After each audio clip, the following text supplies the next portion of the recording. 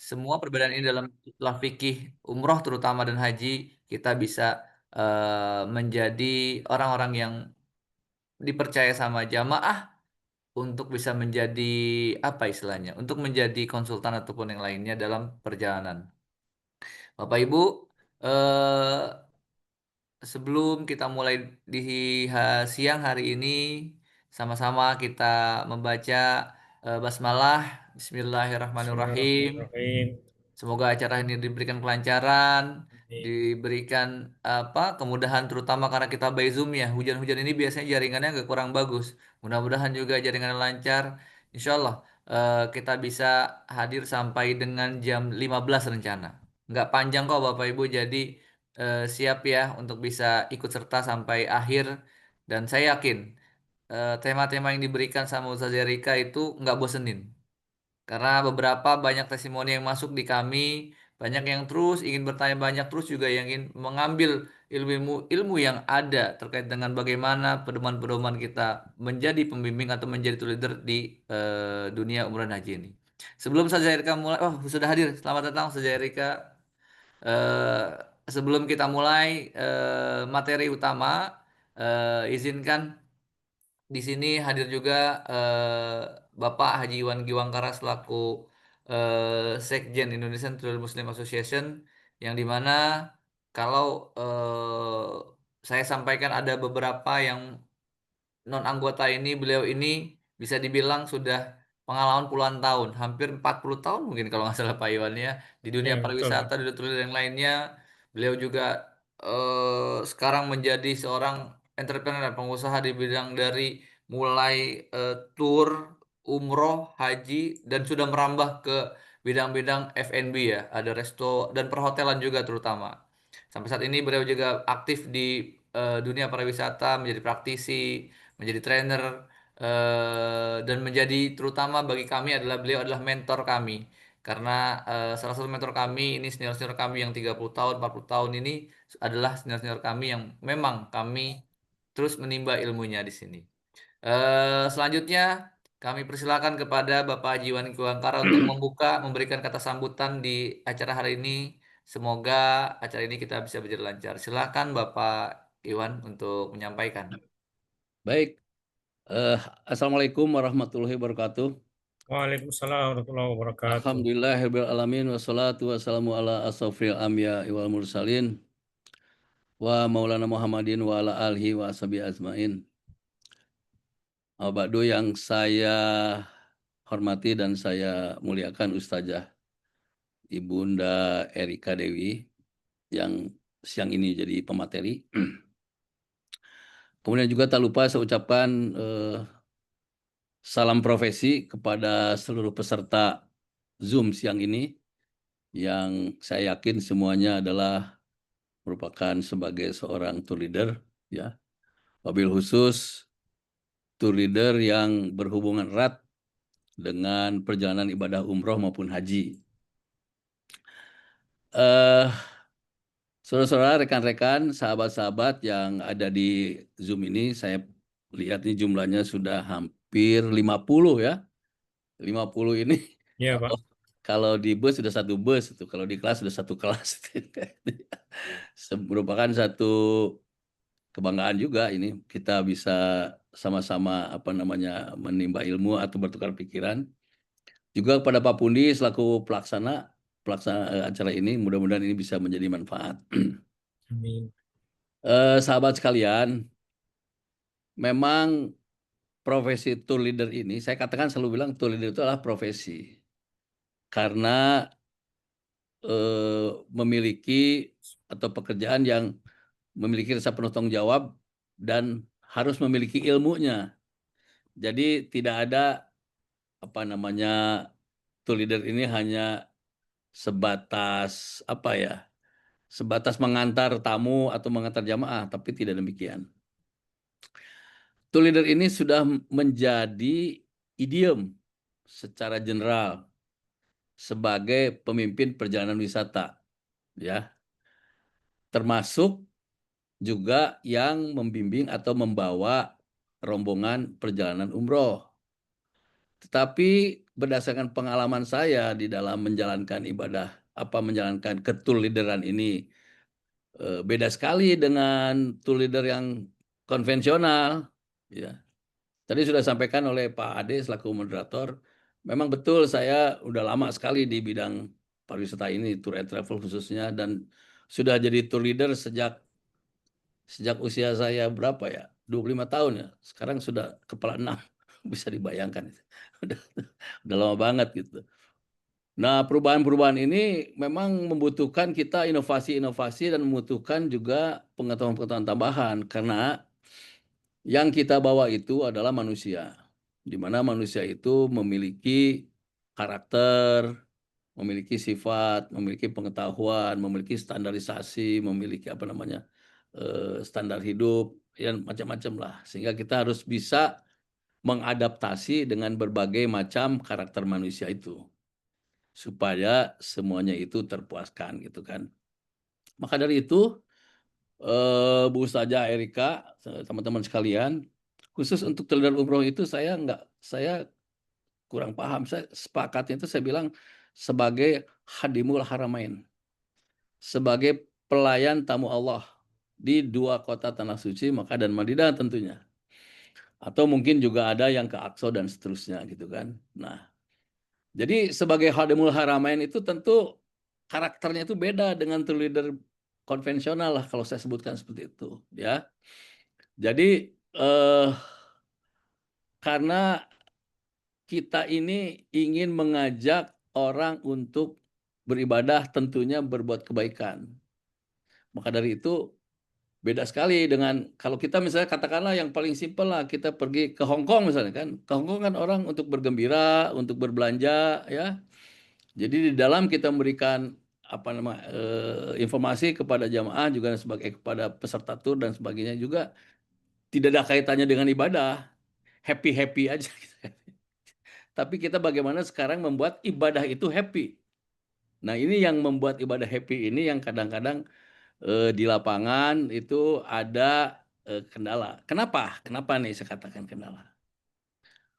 Karena berbagai jamaah itu memiliki persepsi yang berbeda-beda tentang ibadah. Persepsi dalam hal, khususnya bagi yang pertama kali pergi kan, pikirannya selalu ketakutan, aduh dosa saya banyak nih, jangan-jangan nanti saya di sana dibales, seperti kata orang-orang gitu kan.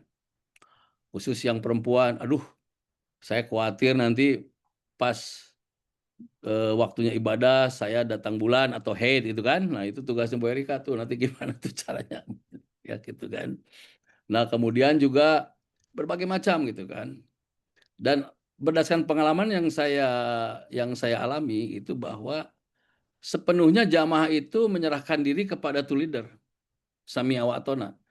Pokoknya terserah Pak Iwan aja lah, saya mau gimana-gimana, saya nggak tahu apa-apa. Kalau kata Pak Iwan A, kata Kang Iwan ada yang bilang Akang, dia bilang Bapak, ada yang terserah. Haji Iwan mau diapain terserah. Mau sampaikan orang itu mau menentukan jadwal umroh itu tergantung tour leader. Jadi kita ini memiliki beban yang sangat berat ini sebetulnya ya, tanggung jawab yang sangat berat.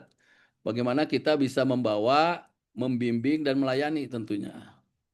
Ya, syukur-syukur kalau tour leader itu memiliki basic yang sangat kuat tentang agama seperti halnya Ibu Erika gitu kan. Tinggal dipoles aja sedikit pariwisatanya gitu kan. Bagaimana kita cara misalnya menghandle apabila jamaah kehilangan barang gitu kan. Bagaimana cara menghandle bagaimana kalau ada jamaah mendapatkan kamar yang tidak cocok, yang teknik-teknik sekali gitu ya. Nah, saya pernah diwawancara atau saya pernah ikut podcast gitu gara-gara kasus haji yang berantakan ataupun umroh yang banyaklah masa keluarkan umroh gitu kan. Jadi dalam perjalanan umroh itu maupun haji, komplain jamaah itu hampir 90% itu karena faktor pelayanan orangnya. Nggak pernah coba Bapak Ibu yang sudah pengalaman ya, mohon maaf nih, pergi ke jamaah, terus jamaah bikin kuesioner. Pertanyaan apa coba yang paling banyak? Gimana umroh dengan Pak Haji Iwan, enak nggak? Oh, hotelnya enak, makanannya enak, perjalanan nyaman, busnya bersih. Nggak pernah tuh Ada jamaah yang komplit tentang ibadahnya tuh.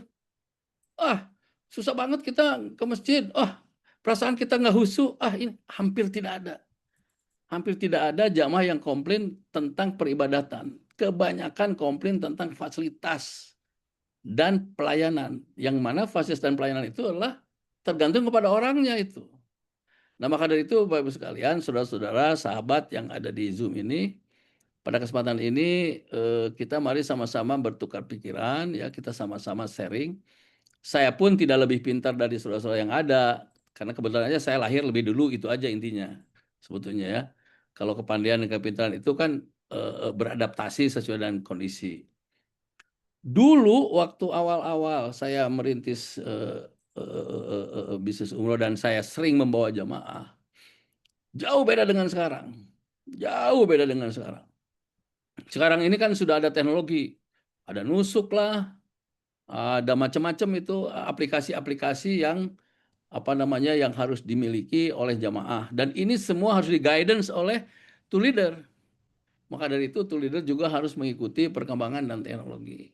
Di samping ilmu-ilmu dasar lainnya seperti komunikasi, seperti apa ya, macam-macam lah itu seperti itu. Nah, itu biasanya yang tugas Pak Puni itu yang sering memberikan training-training tentang kecakapan-kecakapan yang berhubungan dengan perjalanan umroh. Jadi, saudara sekalian, sekali lagi saya garis bawahi, pertama bahwa pekerjaan kita ini adalah merupakan satu profesi. Ya, jadi tidak boleh kita main-main atau hanya dianggap ya lumayan lah menghibur daripada ini biar dapat umroh gratis. Nggak boleh punya perasaan seperti itu. Profesional. Yang kedua, kita ini melayani tamu Allah. Jangan salah loh, melayani tamu Allah Khadimul Haramain. Jangan-jangan kalau kita salah-salah kita dosa. Iya. Jangan-jangan kalau kita salah-salah gitu kan memberikan pelayanan atau informasi kita jadi dosa. Gara-gara kita jamaah jadi susah beribadah, bisa jadi tuh. Ngedumel aja. Gimana mau ibadah makannya telat Pak Iwan, gimana mau ibadah makannya nggak enak, macam-macam lah. Nah, itu kan jangan-jangan gitu kan. Nah, maka dari itu mudah-mudahan pada kesempatan siang ini kita bisa sama-sama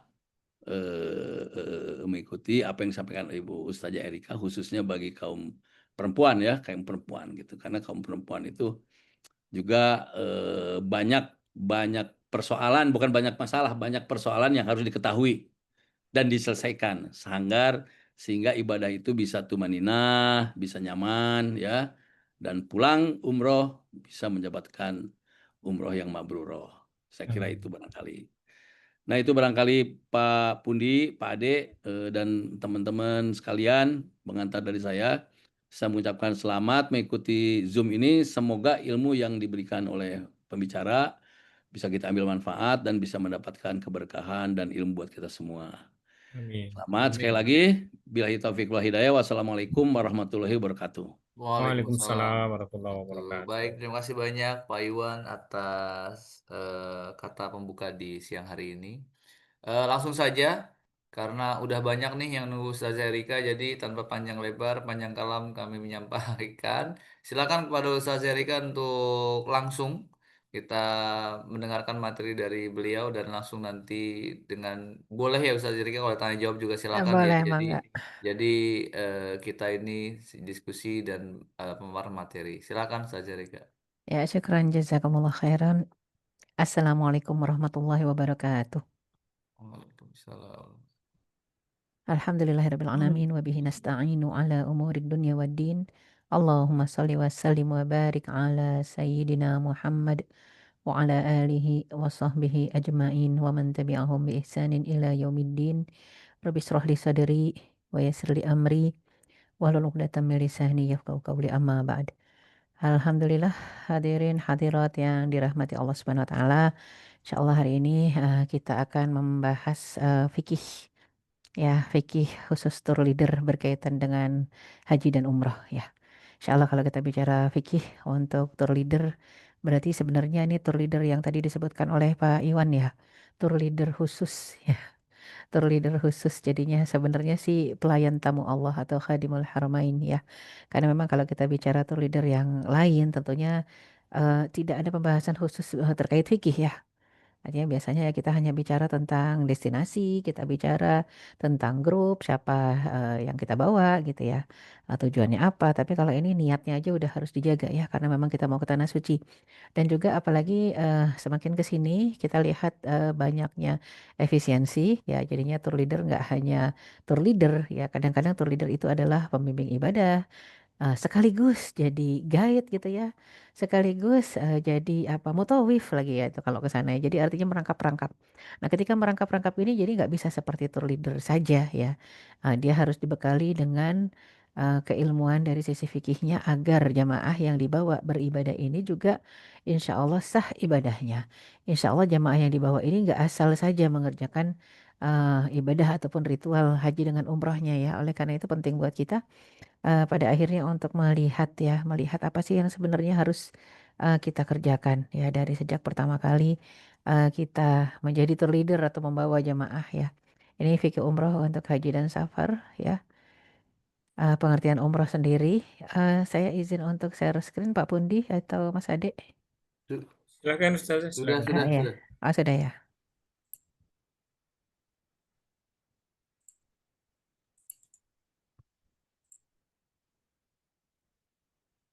Iya. Pengertian umroh berkunjung ke Baitullah artinya berkunjung ke Ka'bah untuk melaksanakan ibadah khusus yaitu tawaf sa'i tahallul semata-mata mengharap ridha Allah Subhanahu wa taala. Ya, dan juga perintah Allah Subhanahu wa taala wa'timul hajja wal umrata lillah, sempurnakan.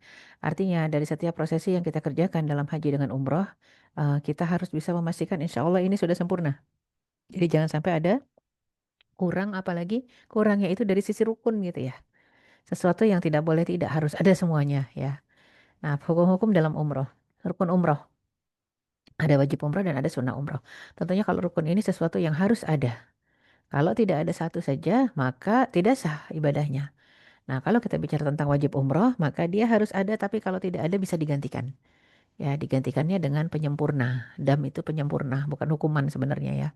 Dam itu adalah penyempurna agar kita ya bisa melaksanakan perintah Allah tadi.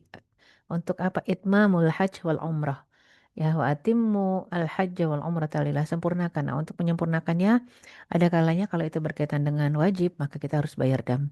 Ya, kemudian sunnah umrah. Sunnah itu dikerjakan berpahala, nggak ditinggalkan. Kalau tidak dikerjakan atau ditinggalkan, nggak masalah ya. Tidak mengganggu keabsahan ibadah kita. Adapun rukun-rukun umrah, perkara yang harus dikerjakan dalam umrah, apabila ditinggalkan satu saja, maka umrahnya tidak sah. Pertama niat, ya. Niat umroh yaitu berihram. Masalah nanti ihramnya dari mikot atau ihramnya lewat mikot itu masuknya ke wajib nanti. Tapi harus ada niat ya. Bahkan memang dari tanah air juga kita ketika ingin berangkat emang niatnya ya untuk ibadah gitu ya. Nggak boleh niatnya itu untuk jalan-jalan.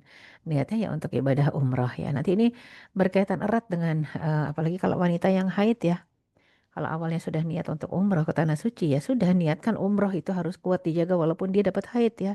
Karena ada beberapa, semoga sih tidak banyak ya yang pada akhirnya eh, memberikan saranan kepada wanita umroh ganti niat aja, ganti niat jadi jalan-jalan. Kenapa? Karena nanti kalau sudah bersih saya anterin kata mutawifnya. Ya ada juga yang kata tour leadernya.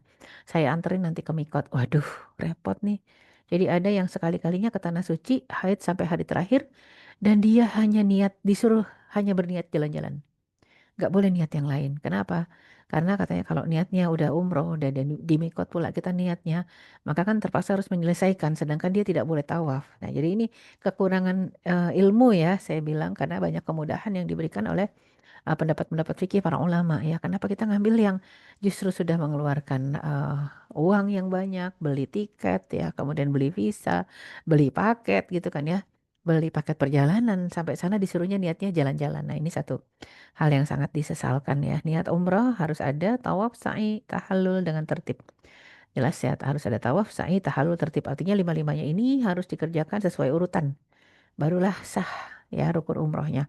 Adapun wajib umroh perkara yang harus dikerjakan dalam umroh tapi apabila ditinggalkan dapat diganti dengan dam dan umrohnya tetap sah. Berihram dari mikot. Ya, artinya kalau lewat dari mikot baru ngucap niat ihram gimana ya? Ya memang kena dam tapi sah. Ya, jadi kalau misalnya lewat dari ihram ini kan melanggar wajib. Ya, lewat dari mikot ini kan melanggar wajib ya. Kalau dari mikot dilewati, mikotnya sudah dilewati baru kita ngucap niat, melanggar yang wajib berarti kita harus menyempurnakannya dengan dam. Atau meninggalkan ya wajib umrohnya berikutnya harus meninggalkan larangan-larangan ihram. Nah, kalau terlanggar gimana? Ya terlanggar. Kalau dilanggar sama terlanggar beda. Ya, cuman memang ulama sebagian mengatakan kalau dilanggar dengan sengaja kena dam. Kalau tidak sengaja tidak kena dam gitu ya. Nah, ini masalah sengaja nggak sengaja ya. Tapi biasanya sih mutawif atau mahasiswa-mahasiswa di sana di tanah suci itu senang banget kalau sama jemaah Indonesia. Karena untuk sengaja dengan nggak sengaja mereka dengan sukarela bayar dam gitu ya. Jadi seneng gitu kayaknya sukarela bayar dam bisa berkali-kali bayar kambing tuh. Padahal rambutnya bukan digunting, nggak dipotong, cuman rontok sendiri. Rontok sendiri langsung bayar bayar dam padahal tidak ya. Nah, jadi itu memang untuk satu hal yang dikerjakan dengan sengaja. Kenapa? Karena memang darurat sifatnya. Contoh, di masa Rasul dulu ada salah seorang sahabat yang garuk-garuk kepala terus ya. Ternyata kutuan. Waktu itu sahabat tadi sedang ihram untuk haji. Maka Rasulullah SAW mengatakan, kenapa kamu garuk-garuk kepala terus gitu ya. Kata sahabat tadi, gatel kutu nih gatel. Akhirnya Rasul mengatakan apa? Cukur rambutnya. Dibotakin, tapi sempurnakan dengan dam. Harus bayar dam ya. Harus menyembelih kambing, kemudian melanjutkan ibadah yang lain ya. Dalam artian apa? Memang untuk kondisi tertentu bahkan ya untuk menjaga maslahat dirinya dan orang lain agar khusyuk ibadahnya sudah ya dibotakin aja. Tapi bayar dam ya. Bayangkan sesimpel itu. Makanya sering kita dengar ada ucapan Rasulullah SAW dalam kondisi ihram ya berhaji ataupun umroh itu selalu Rasul ucapkan if'al fala haraj. Kerjakan, tidak ada keberatan sama sekali. Kerjakan nggak apa-apa, kerjakan gitu. Artinya kadang misalnya untuk yang sedang sesudah wukuf di Arafah ya. Biasanya kan ada yang memang terus menuju Musdalifah untuk mabit ngumpulin batu-batuan. Sesudah itu langsung jumroh ya. Tapi ada yang dari Musdalifah ya kemudian langsung ke tawaf ifadah yaitu langsung menuju Masjidil Haram. Ini yang benar mana? Dua-duanya benar gitu ya. Dua-duanya benar kalau menurut Rasulullah Sallallahu Alaihi Wasallam. Karena memang istri Rasul sendiri Ummu Salamah itu langsung ya ke Masjidil Haram. Kenapa? Karena khawatir keburu haid. Kalau sudah haid lebih repot. Kalau dia mendahulukan jumroh, ya haid itu sendiri kan memang harus menjaga untuk tidak tawaf. Sedangkan dia dalam kondisi ihram kan. Makanya biasanya minta izin kepada Rasul dan Rasul izinkan. Ya sudah, kamu bersama wanita-wanita yang dikhawatirkan akan haid cepat segeralah tawaf ifadah. Sesudah itu baru jumroh, ya baru jumroh ke ini ya, ke kita lihat ke tempat Jamarot itu ya yang berkumpul di sana ada yang mabit ada yang enggak sekarang. Ya artinya kalau kita sudah mendahului ifadah barulah ke tempat Jamarot untuk jumroh akobah gitu ya. Itu enggak masalah. Jadi mau jumroh akobah dulu, apa tawaf ifadah dulu, lihat kondisi dari jemaahnya ya. Jadi kalau sunnah-sunnah umrah perkara yang dikerjakan menambah pahala umrah dan bila ditinggalkan tidak mengganggu keabsahan. Apa contohnya? Mandi ihram, sebelum ihram ya. Merapikan rambut, menggunting kuku, tawaf ifadah, memakai wangian di kulit, mengerjakan berbagai kebajikan. Makanya kenapa kalau haji disebutnya haji mabrur, hajan mabruran, tapi kalau umrah disebutnya umrah makbulah sama. Intinya adalah banyaknya kebaikan dikerjakan saat kita berhaji dan berumrah. Banyaknya kebaikan. Makanya kenapa disebut mabrur? Karena banyaknya kebaikan, banyaknya albirru, banyaknya al-abror yang dikerjakan ya. Kebaikan yang banyak. Jadi dalam kondisi kita berhaji kadang-kadang godaannya itu besar sekali ya. Mau mengerjakan kebaikan tapi takut uangnya habis ya, mau sedekah takut uangnya habis, mau bantu orang juga ya ada aja gangguan-gangguannya. Tapi ada orang yang bisa melawan semua bisikan hawa nafsu pada akhirnya dia banyak sedekah, ya dia banyak beramal soleh, dia banyak membantu ya dalam kondisi berumroh sekalipun. Nah ini hal-hal yang memang tidak semua kita dianugerahi seperti itu. Oleh karena itu ketika kita diberikan kemampuan harusnya ya kita berlomba untuk mencapai haji mabrur atau umroh makbulah. Dan sunnah sebelum ihram. Ya, sunnahnya, kenapa disebut sunnahnya? Agar ketika ihram tidak terganggu ya. Gunting kuku. Jangan sampai ketika ihram kita rasanya risih banget pengen gigit-gigit gitu ya. Nggak boleh. Terus merapikan rambut. Ya kalau perempuan nggak harus cukur potong gitu ya. Pokoknya intinya dirapikan rambutnya eh dengan tujuan agar tidak mengganggu tadi ya, tidak gatel-gatel kutuan gitu ketika kita lagi ihram. Mandi ihram termasuk sunnah. Nah, salah di saat ihram. Nah, ini kebiasaan yang harus dihindari ya, gigit kuku, tisu wangi, terlihat aurat. Ini kan memang harus dihindari. Kenapa? Kadang-kadang kita tidak sadar perjalanan panjang dari Madinah ke Mekah misalnya. Ya, dalam kondisi kita sudah melewati mikot, sudah ambil mikot di Bir Ali. Sesudah itu karena panjang sekali perjalanan, kita sudah talbiyah berkali-kali baca labbaik Allahumma labbaik labbaik la syarika laka labbaik innal hamda wan ni'mata laka wal mulk la syarika lak. Berulang kali kita ucapkan, udah tidur juga, udah bangun juga, belum nyampe juga. Akhirnya kadang-kadang ada keisengan yang gigit-gigit kuku, atau kalau memang kita transit di tempat makan ya rest area, tiba-tiba kita beli sesuatu bau kambing, kita cari tisu basah. Akhirnya banyak hal-hal yang memang tidak terjaga ketika ihram ya, makanya apalagi proteksi baju ya, terlihat aurat karena kita ngerasa ini bajunya harus suci terus ya sampai nanti selesai prosesi haji atau umroh, maka banyak itu ya yang akhirnya bajunya diangkat tinggi-tinggi ketika turun dari bis gitu ya, tinggi bajunya tinggi-tinggi diangkat agar tidak terciprat kotoran sama sekali lah, dia lupa ternyata dia membuka aurat pada saat itu gitu ya, auratnya terlihat kemana-mana dan dengan tujuan agar terjaga dari najis. Nah ini yang lebih repot lagi ya. Jadi memang penting buat kita pada akhirnya ya khusus untuk kondisi-kondisi ya kita lagi dalam kondisi ihram, maka dijaga kebiasaan-kebiasaan yang negatif ya. Dijaganya dengan apa? Menjaga sunnah-sunnah sebelumnya. Dan juga kalau kita bicara tentang ihram, apakah harus minum obat penunda ya atau pencegah haid, ya, keinginan untuk berdiam diri di masjid, etikaf, ini kita perhatikan.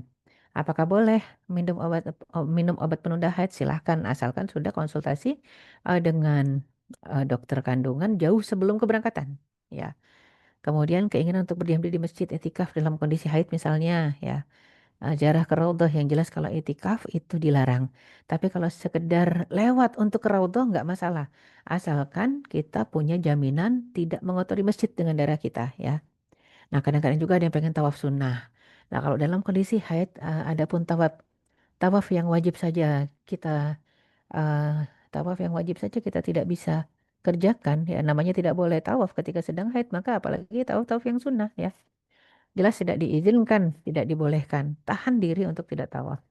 Keinginan untuk berdiam diri di masjid, ziarah ke raudhah, tawaf sunnah, ini biasanya suka ada dalam kondisi haid ya, bisikan-bisikan itu. Ya, intinya yang boleh adalah ziarah ke raudhah. Ya, asalkan menjamin tidak terkotori masjid dengan lewatnya kita. Ya, tidak terkotori dengan darah haid. Kemudian keinginan ziarah ke Baqi, Ma'la, tempat-tempat yang lain itu nggak ada masalah. Nah, permasalahan sering terjadi di kala haid, nah permasalahan pelaksanaan tawaf umroh dan tawaf ifadah untuk haji ya. Itu ditunda sampai haidnya selesai. Kalau untuk haji rasanya sih agak panjang space-nya ya. Tapi untuk umrah ini yang nanti kita akan lihat ada pengecualian ketika sampai di mikot apa yang harus kita ucapkan. Kemudian tawaf wada. Alhamdulillahnya untuk wanita haid tawaf wada itu memang tinggalkan saja, nggak ada masalah dengan meninggalkan tawaf wada ya. Bahkan memang tidak perlu tawaf wada. Jadi untuk apalagi kalau tawaf wada di umroh itu kan hanya sunnah.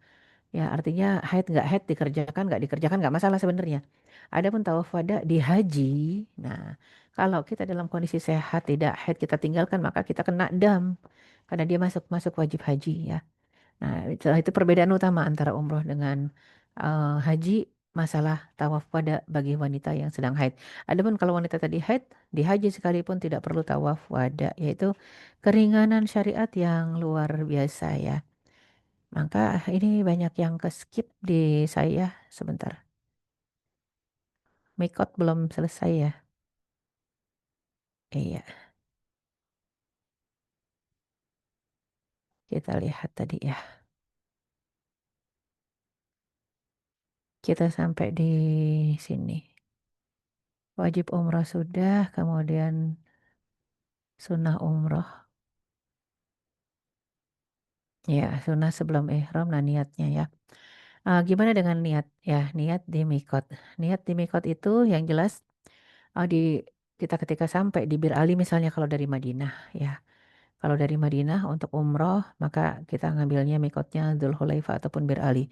Adapun kalau kita dari Indonesia langsung masuk ke Mekah untuk melaksanakan umroh, biasanya kita di atas gitu ya, di dalam pesawat ya. Di Yalamlam misalnya dari dalam pesawat, otomatis biasanya pilot sudah mengumumkan ya untuk mengucap niat karena setengah jam lagi kita akan masuk wilayah mikot misalnya. Nah, maka penting untuk kita ketahui ada sholat sunnah. Yang namanya sunnah sekali lagi dikerjakan boleh, dikerjakan tidak mengapa, tidak mengganggu keabsahan.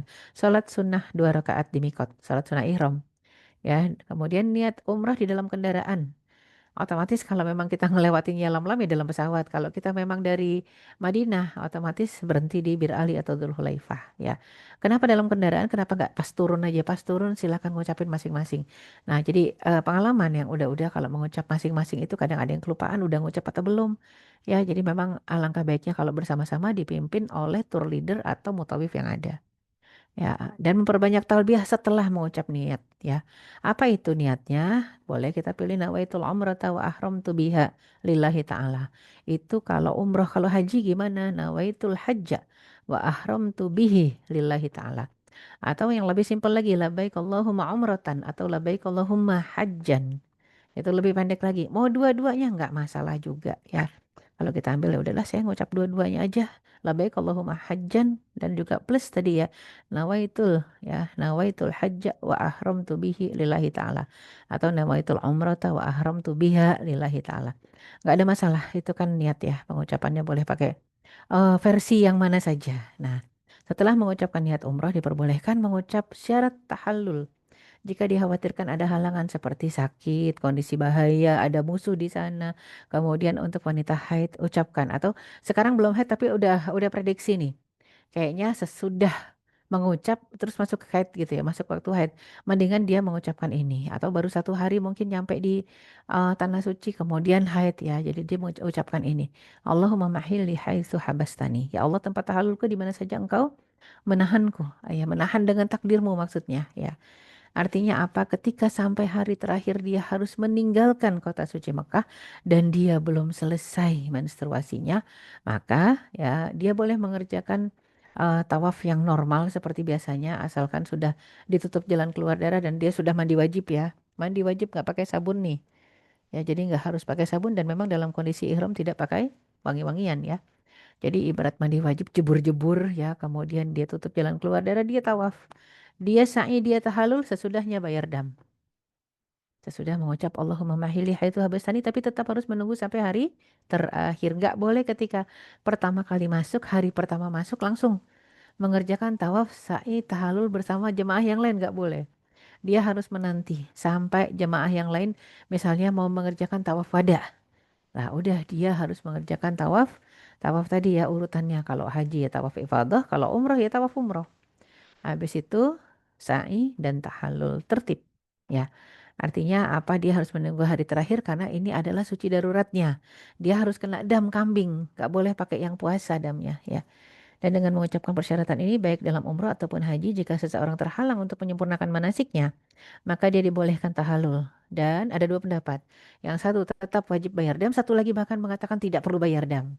Kalau saya yang pakai yang ambil bayar dam ya harus tetap membayar dam alias apa menyembelih seekor kambing karena dia sudah mengerjakan tawaf dalam kondisi menstruasi ya. Lantas kalau nggak menyebutkan niat ini gimana? Ya, jadi tidak menyebutkan Allah memahili hal habastani qadarullah menstruasi juga misalnya gitu ya. Ya, apa boleh buat harus menunggu sampai hari terakhir dia ada di tanah suci di Mekah ya. Kalau sampai hari terakhir masih seperti itu juga masih keluar haidnya ya sudah istilahnya adalah tawaf muttar, tawaf darurat ya. Kenapa darurat? Karena dikerjakan dalam kondisi menstruasi. Tawaf darurat. Nah, tawaf darurat ini juga kena dam sama. Jadi sama saja dengan mengucap Allahumma mahili haitsu habastani, ya maka dia juga kena dam. Kalau nggak ngucap juga dia kena dam, ya. Jadi untuk pelanggaran-pelanggaran yang tentunya syar'i ya seperti menstruasi, kemudian seperti Rasulullah SAW dulu sempat menghadapi perjanjian Hudaibiyah, ya. Hudaibiyah kan Rasul belum sempat masuk Mekah, boro-boro masuk Mekah, masih di luar, masih di Hudaibiyah. Ya di satu tempat namanya Hudaibiyah. Nah, disitulah dilarang masuk oleh musyrikin Quraisy. Akhirnya Rasul di situ juga menyembelih kambing, memotong rambut, ya. Jadi ibarat kata sudah selesai tawaf padahal nggak ada tawaf, nggak ada sa'i, tapi langsung tahalul dan potong rambut. Kenapa? Karena memang disitulah dicegatnya keberangkatan menuju tanah suci ya. Jadi sudah selesai, tinggal sempurnakan saja dengan tahalul. Karena kalau tidak disempurnakan itu seumur hidup akan tetap menjadi ya kondisi ihram, kondisi haram. Ihram itu mengharamkan sesuatu yang tadinya halal ya. Jadi kondisi yang kayak gini yang harus kita perhatikan agar sesudahnya terlepas maka ya batalkan ihram tadi dengan tahallul. Adapun pelanggaran atau dam ya kita lihat menutup kepala buat laki-laki ini damnya kena boleh pilihan 3 jenis ya. Motong seekor kambing, sedekah 3 sok untuk 6 orang fakir miskin, 1 sok sama dengan 3 kilo. Ya, artinya 3 sok berarti 9 kilo untuk 6 orang fakir miskin sekitar 150 real ya. Jadinya kalau kita lihat kambing itu harganya sekitar 450-an ya. Jadi kalau sedekah 150 realan. Atau puasa silahkan. Kalau umroh puasanya satu pelanggaran itu 3 hari. Boleh di tanah suci, boleh di tanah air. Tapi kalau haji, 3 hari di haji dan 7 hari di tanah air ya. Merusak tanaman di tanah haram. Itu juga sama kalau ada yang usil tangannya, motong-motong gitu ya. Jadinya usil metik-metik. Nah, itu juga kena kena pelanggaran ya. Harus menyempurnakan dengan dam. Merusak tanaman di tanah haram, memotong rambut dengan sengaja, kayak tadi kisah yang sudah disampaikan ya. Jadi kisah yang sahabat Rasul tadi. Sahabat-sahabat Rasul, sahabat Rasul yang gatel-gatel kepalanya itu pada akhirnya disuruh gundulin rambutnya tapi bayar, ya tapi disuruh bayar dam ibarat kata harus sempurnakan dengan sembelih kambing. Potong kuku juga begitu, jadi SDA sama dengan di atas pelanggarannya harus disempurnakan dengan salah satu dam yang di atas ya. Memakai wewangian. Nah, kemudian juga membunuh binatang buruan ya. Maka membunuh seekor kambing atau pilihan damnya. Bertengkar juga begitu. Sampai bertengkar saja yang mungkin kadang-kadang kita suka gak sadar ya lupa. Oh bertengkar juga kena dam. Harusnya begitu. Fala rafatha wala fusuqa wala jidala fil hajj. Tidak boleh berkata kotor, berkata keji ya, nggak boleh menghina, merendahkan, nggak boleh ada jidal ya, tidak boleh ada perselisihan. Kemudian melakukan akad nikah, meminang, menikahkan ya, berjima itu semua damnya bukan pilihan, damnya hanya onta. Memakai pakaian berjahit pria itu damnya pilihan. Menutup wajah dan tangan untuk wanita damnya pilihan. Ya, hukum-hukum dalam haji, rukun haji. Ya, wajib haji, sunnah haji ada 3 juga ya. Rukun haji ada 4, wajib haji ada 7. Selain dari rukun dan wajib maka termasuk sunnah. Rukun haji yang harus kita perhatikan karena nggak boleh ditinggalkan satupun. Pertama ihram yaitu niat untuk mengharamkan yang dihalalkan Allah Subhanahu wa taala dalam manasik haji berdasarkan hadis ya innamal a'malu binniyat. Wukuf di Arafah berdasarkan hadis al-hajju Arafah. Tawaf ifadah berdasarkan firman Allah taala ya wal tawafu bi baitil atiq ya.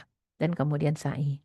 Ini rukunnya ya. Jadi satu saja hilang maka tidak terhitung sah hajinya ya.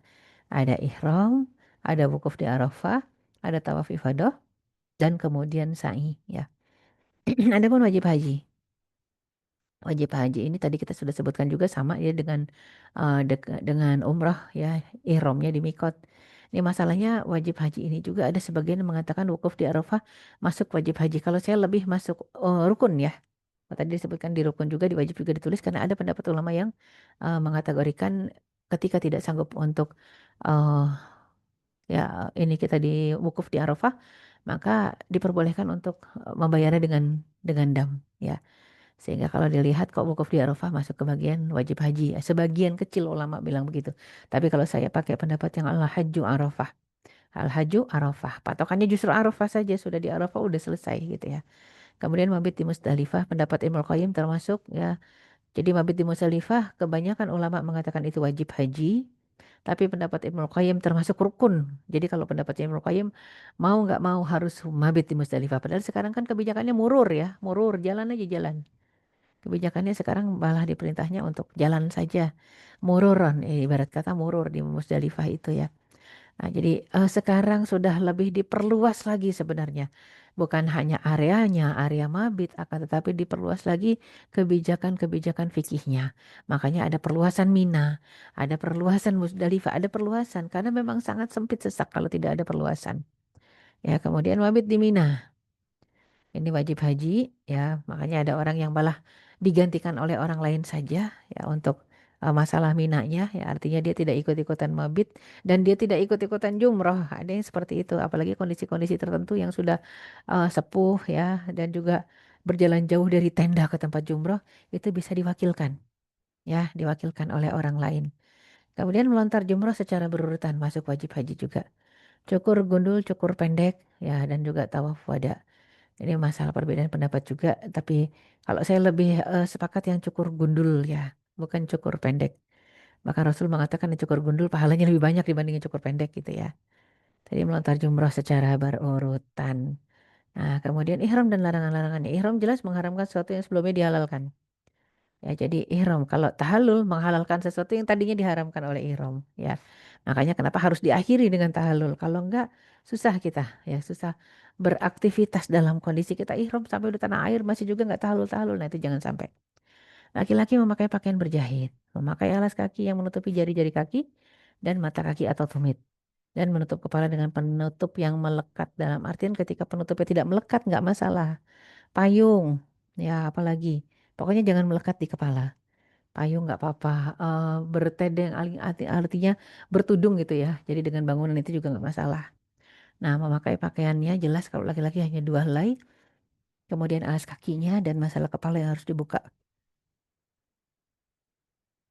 Ya, penting kita lihat.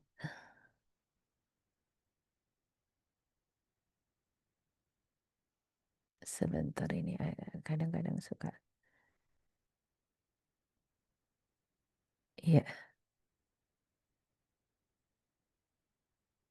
Nah, ini sepatu. Alas kaki. Ya, alas kaki yang memang boleh dipakai seperti sendal, ya sendal gunung, sepatu gunung. Ya, jadi ini yang nggak boleh dipakai. Kalau tadi yang boleh dipakai. Jadi ada yang boleh dipakai, ada yang nggak boleh dipakai ya. Ini yang tidak boleh dipakai, cuman masih beberapa jamaah saya lihat masih memakai ini juga. Nah, wanita bersarung tangan dan menutup wajah nggak boleh. La tantaqibul mar'ah wala talbas qafazain ya. Wanita yang sedang berihram tidak boleh pakai cadar dan tidak boleh pakai sarung tangan ya. Bagi keduanya, bagi laki dengan perempuan dilarang potong rambut, menggunting kuku, meminang, menikahkan. Ya, ini penjelasan dari tabel tadi ya. Kemudian bercumbu, bercinta, melamarkan untuk orang lain aja nggak boleh, apalagi melamar sendiri ya. Kemudian membunuh hewan buruan. Jadi bukan ada sebab ada yang bertanya, ya, oh saja boleh nggak sih bunuh nyamuk? Boleh ya, karena nyamuk bukan hewan buruan. Ya, jadi boleh nggak masalah ketika membunuh nyamuk. Kemudian menebang pohon, begitu juga ya. Menggunakan parfum, mengunjing, mencaci, berkata kotor, ya kasar atau bertengkar, ya. Kemudian kita bicara tentang tawaf, syarat dan kewajiban tawaf, ya. Karena kita tahu sebenarnya kalau kita bicara syarat dan kewajiban tawaf, kalau sudah sampai kepada realitanya di tengah lapangan, ya, ini kondisinya sangat sulit ya. Sulitnya kenapa? Kalau ada yang batal, banyak yang mengatakan boleh tayamum nggak? Nggak boleh sayangi tayamum. Kenapa? Karena dianggap di Masjidil Haram itu sumber air ya. Sumber air. Memang zam-zam tidak pernah kering, makanya nggak boleh tayamum ya. Zam-zamnya tidak pernah kering. Kemudian dalam kondisi kalau kita bicara tentang tawaf, maka kita bicara tentang sholat. Karena tawaf dengan sholat adalah sama. Perbedaannya hanyalah ketika tawaf tidak boleh berbicara. Kalau lagi tawaf, kalau ketika tawaf tidak boleh, kalau ketika tawaf boleh berbicara, ketika sholat kita tidak boleh berbicara. Ya, jadi itu yang menjadi perbedaan mendasar antara tawaf dengan sholat. Selebihnya sama. Menutup aurat juga harus. Ya, kemudian niat tawaf, memulai dan mengakhiri tawaf pada sudut Hajar Aswad. Jadi begitu kita mulai istilah Hajar Aswad, Bismillahirrahmanirrahim dengan dikecup. Ya, jadi lewat tinggal kayak dada-dada dari jauh gitu. Bismillahirrahmanirrahim kecup. Ya, itu sudah jadi pertanda kita memulai tawaf pada saat itu juga gitu ya. Ini yang penting untuk kita perhatikan. Nah, menjadikan Ka'bah selalu di sebelah kiri. Ka'bah selalu di sebelah kiri ya. Oleh karena itu kalau Ka'bah selalu di sebelah kiri, kiri kita, ya kita kan muternya berlawanan arah jarum jam ya. Maka harus waspada, harus hati-hati bahkan untuk kegiatan-kegiatan yang memang di situ kita lihat ada interaksi ya, interaksi antara sesama manusia yang Kita khawatirnya melanggar melanggar tadi ya kesahan ibadah kita, keabsahan ibadah kita. Contoh saya pernah lihat seorang entah mutawif entah tour leader ya. Dia memimpin dia memimpin umroh sedang tawaf umroh itu. Saya yakin sedang tawaf umroh karena khawatir jamaahnya lepas, dia tawafnya mundur. Nah, kira-kira dalam realita fikihnya tawaf mundur itu sah atau tidak ya? Dia sambil ngejagain tawafnya mundur. Nah, ini jadi satu hal yang eh apa ya? Jadi terjadi dan ada di depan mata. Kita berharap semoga itu yang bimbing tidak dalam kondisi ihram beneran gitu kan, kan ada yang memang hanya pakai kain ihram aja tapi memang bukan dalam kondisi ihram, hanya pengen nemenin jamaah. Ya oke lah, anggap saja dia begitu. Jadi sah. Tapi kalau ternyata dia juga dalam prosesi umroh ataupun tawaf ifadah untuk haji, jelas salah. Ya, jadi memang kalau menjadikan Ka'bah jadi di sebelah kanan dijalani mundur ya demi keselamatan para jemaah katanya. Meyakini telah sempurna 7 putaran. Sesudah itu sunah-sunah tawaf perlu kita lihat ya, menjadikan kain ihram di bawah ketiak kanan dan ujungnya itu di bawah ketiak kiri atau ittiba. Namanya ittiba ya. Apa itu ittiba? Karena memang dia membutuhkannya di dalam kondisi-kondisi kita memberikan contoh kepada jemaah ya. Jadinya gimana caranya Rasul pakai kain yang yang kanannya kelihatan udah diajarkan. Sesudah itu kenapa Rasul pakai itu? Banyak juga yang tidak diajarkan ya. Rasul itu pakai cara ittiba atau 3 putaran pertama itu lari-lari kecil karena sedang dalam proses pemanasan gitu ya. Dalam proses pemanasan dengan kafir Quraisy pada saat itu. Dan juga satu hal karena itu Futuh Mekah ya, makanya Rasul ingin menampilkan kekuatan umat Islam itu sebenarnya banyak. Cuman nggak ada aja semua di sini gitu ya. Jadi masih ada di perkampungan. Nah, jadi makanya kenapa ittiba itu syariat yang pertama kali ya didapat setelah hijrah dari Mekah ke Madinah. Jadi sholatnya nggak cuman udah sholat gitu aja, tapi memang betul-betul dijaga ya. eh dan tawafnya tidak dalam kondisi tawaf begitu saja, dijaga tawafnya dalam kondisi sunnah yaitu lari-lari kecil 3 putaran pertama. Ya, adapun putaran berikutnya sebenarnya tidak ada sunnah menampilkan pundak kanan. Cuma saja orang Indonesia kadang-kadang tetap ya masih ada yang terbuka pundak kanan sampai putaran terakhir. Nggak masalah, sama sekali nggak masalah. Masalahnya adalah ketika sholat. Ketika sholat banyak yang pundak kanannya kelihatan. Jelas nggak boleh ya. Karena pundak kanan ini hanya dibolehkan terlihat hanya dalam kondisi tawaf 3 putaran. Putaran ke-1, kedua, ketiga ya. Dan istilah Hajar Aswad ada yang mungkin karena tahunya kita dari jauh aja Bismillahirrahmanirrahim Allahu Akbar terus dikecup ya. Itu juga nggak masalah. Tapi asalnya memang kita menghadap Hajar Aswadnya 2 tangan. Ya Bismillahirrahmanirrahim Allahu Akbar. Terus dikecup Bismillahirrahmanirrahim Allahu Akbar. Ya, jadi konotasinya itu kalau kita lihat contoh langsung dari Rasulullah SAW ya. Rasul seperti itu hanya dengan istilah dua jemari, 2 telapak tangan ini Bismillahirrahmanirrahim Allahu Akbar sekali terus kemudian jalan berputar. Tidak memutus putaran tawaf artinya kadang-kadang ada fenomenanya karena yang kita bawa jemaahnya misalnya nenek-nenek gitu ya. Jadi baru 2 kali putaran tawaf terus pengen istirahat ya untuk minum zam-zam untuk kemudian sholat gitu ya.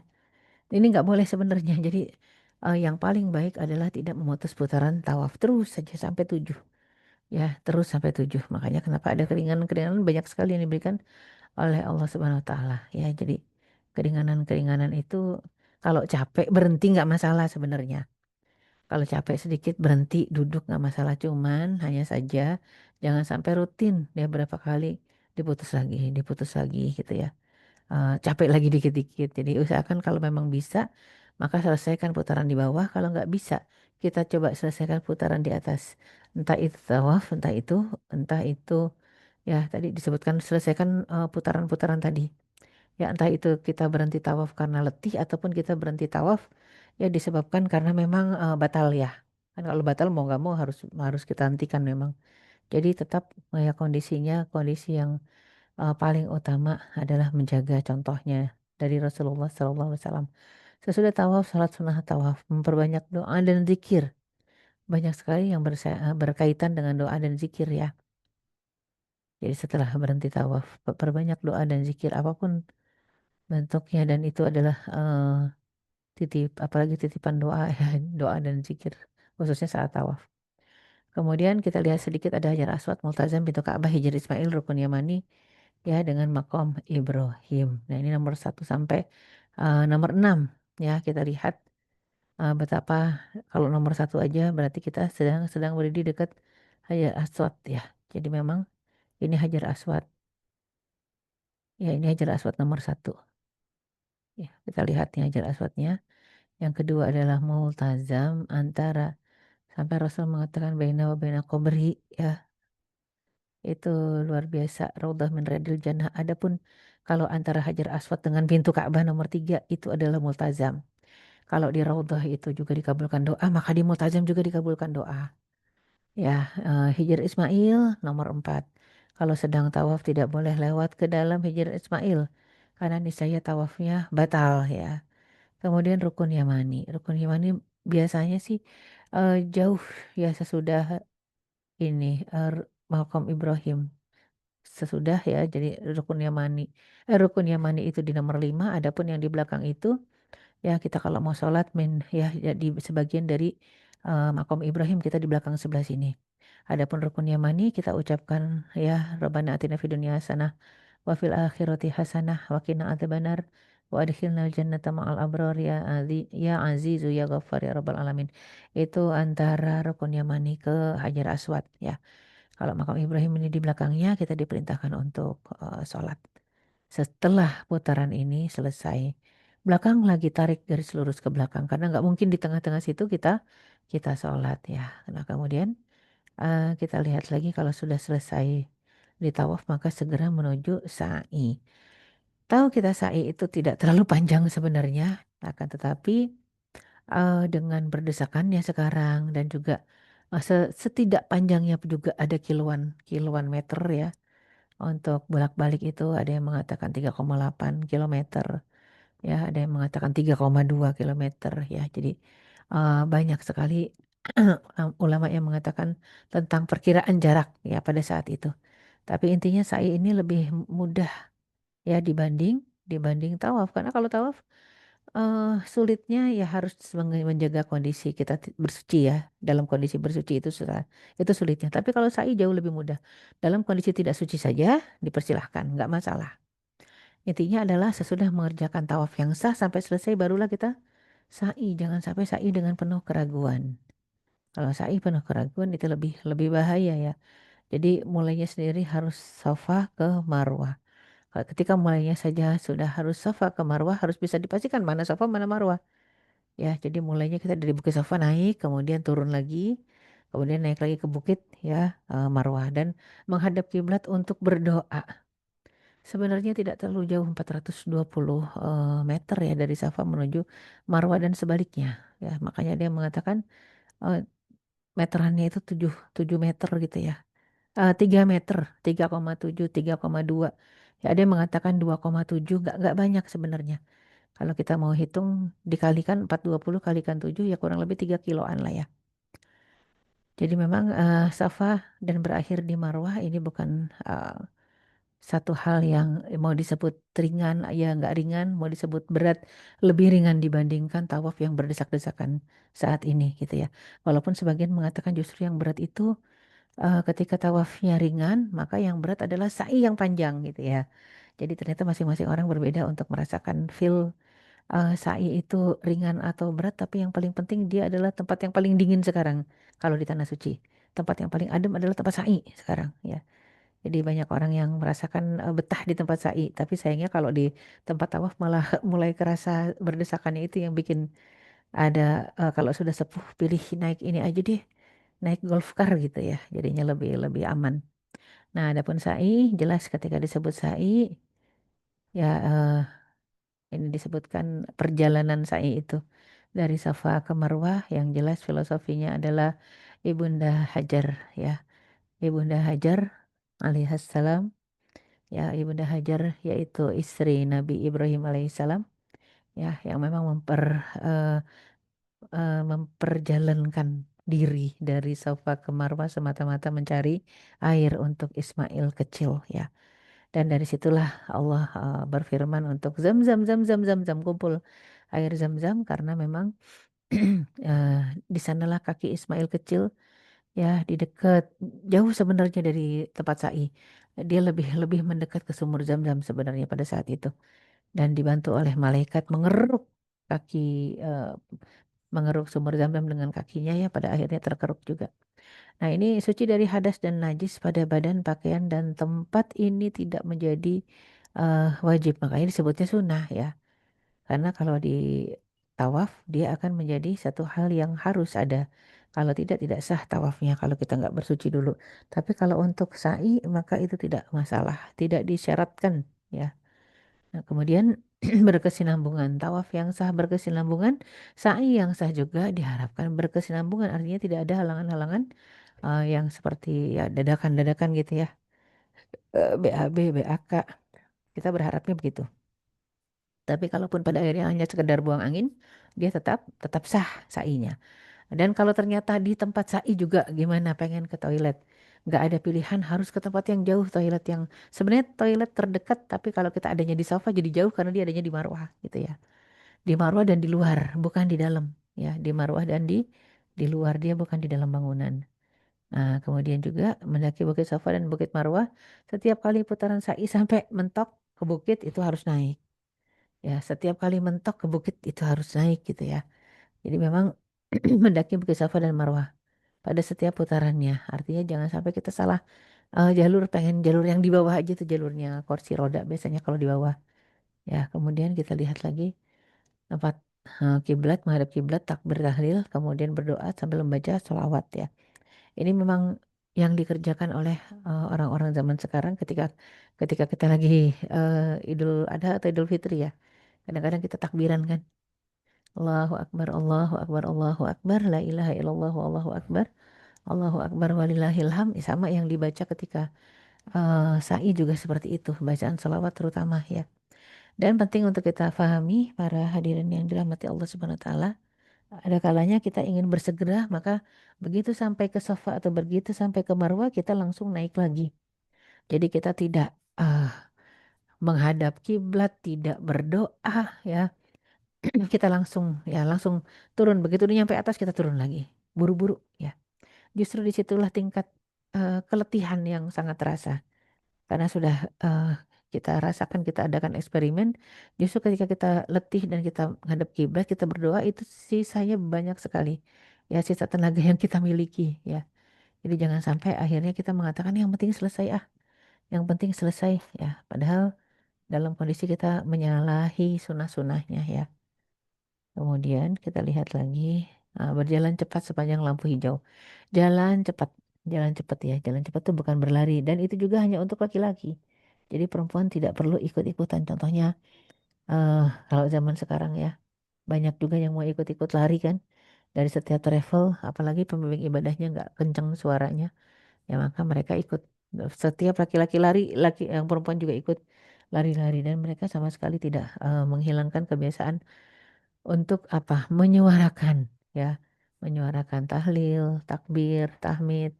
Jadi kadang-kadang dipendam sendiri ya. Nah, ini sebenarnya ketika kita lagi dalam kondisi berjalan di antara lampu hijau, yang terbaik adalah kalau perempuan jalan aja biasa. Kalau laki-laki jalan cepat sedikit sambil dua-duanya mengucap Rabbighfir warham wa'fu wa takarram wa tajawaz amma ta'lam innaka ta'lamu ma la na'lam innaka antallahul azizul akram. Atau ya jadi memang kalau kita nggak bisa doa itu intinya doa kita minta ampun kepada Allah Subhanahu wa taala. Rabbighfirli atau Rabbighfirli warhamni wajburni warfa'ni warzuqni wahdini wa'afini. Ya jadi kondisi seperti itu kita ucapkan lagi. Berulang pengucapan ya. Atau yang mau lebih simpel lagi Rabbighfirli aja. Ya kalau memang kita bingung mau baca apa ya cukup Rabbighfirli yang banyak sebanyak-banyaknya. Nah, kemudian kita lihat dalam kondisi Safa Marwah 420 meter, maka untuk 420 meter itu sudah di antara lampu hijau. Ya, jadi antara lampu hijau itu hanya 50 meter. 420 meter itu Safa Marwanya, 50 meter hanya lampu lampu hijaunya. Berarti lampu hijau itu kalau cuma 50 meter berapa kali langkah sudah selesai gitu ya. Artinya jangan bingung dengan doa. Cukup Robik Firli aja minta ampun. Ya kalau kita memang tidak bisa menghafal yang Robik Fir warham wa'fu wa takarrum wa tajawaz amma ta'lam innaka ta'lamu ma la na'lam innaka antallahul a'azzul akram. Kalau nggak bisa membaca itu cukup ya kita baca apa yang kita mampu, intinya minta ampun. Ya kemudian tahallul sebagai tanda pelaksanaan umroh telah selesai. Kalau sudah selesai, sudah finish, maka yang kita harapkan semoga para jamaah juga eh ini ya ingat gitu ya, ingat mendoakan kita juga, dan para jamaah juga ingat pelajarannya, yaitu harapan-harapan kita. Maka setelah itu ya perbanyak istighfar saja agar ibadah yang sudah kita kerjakan diterima Allah Subhanahu wa taala. Ya, jadi hal itu disebut tahalul, yang berarti perkara-perkara diharamkan selama berihram telah dihalalkan kembali. Ya, jadinya yang tadinya misalnya anak, hukumnya yang namanya sama anak, orang tua sama anak itu kan abadi ya mahramnya. Ya, jadi ketika abadi mahramnya nggak masalah saling menggunting. Masalahnya adalah kadang-kadang mungkin orang tua mengatakan tolong guntingin rambut saya Pak. Si bapak ini sudah ihram atau belum? Ya, si bapak ini sudah ihram, sudah tahalul atau belum? Ketika si bapak ini belum tahalul, maka dia tidak boleh menggunting rambut siapapun juga. Mau itu anaknya, mau itu istrinya. Intinya apa? Dia harus tahalul dulu. Ya, ketika dia sudah tahalul, maka dia silakan menggunting, ya, menggunting rambut anaknya, istrinya atau siapapun juga. Ini yang paling penting untuk kita perhatikan ya.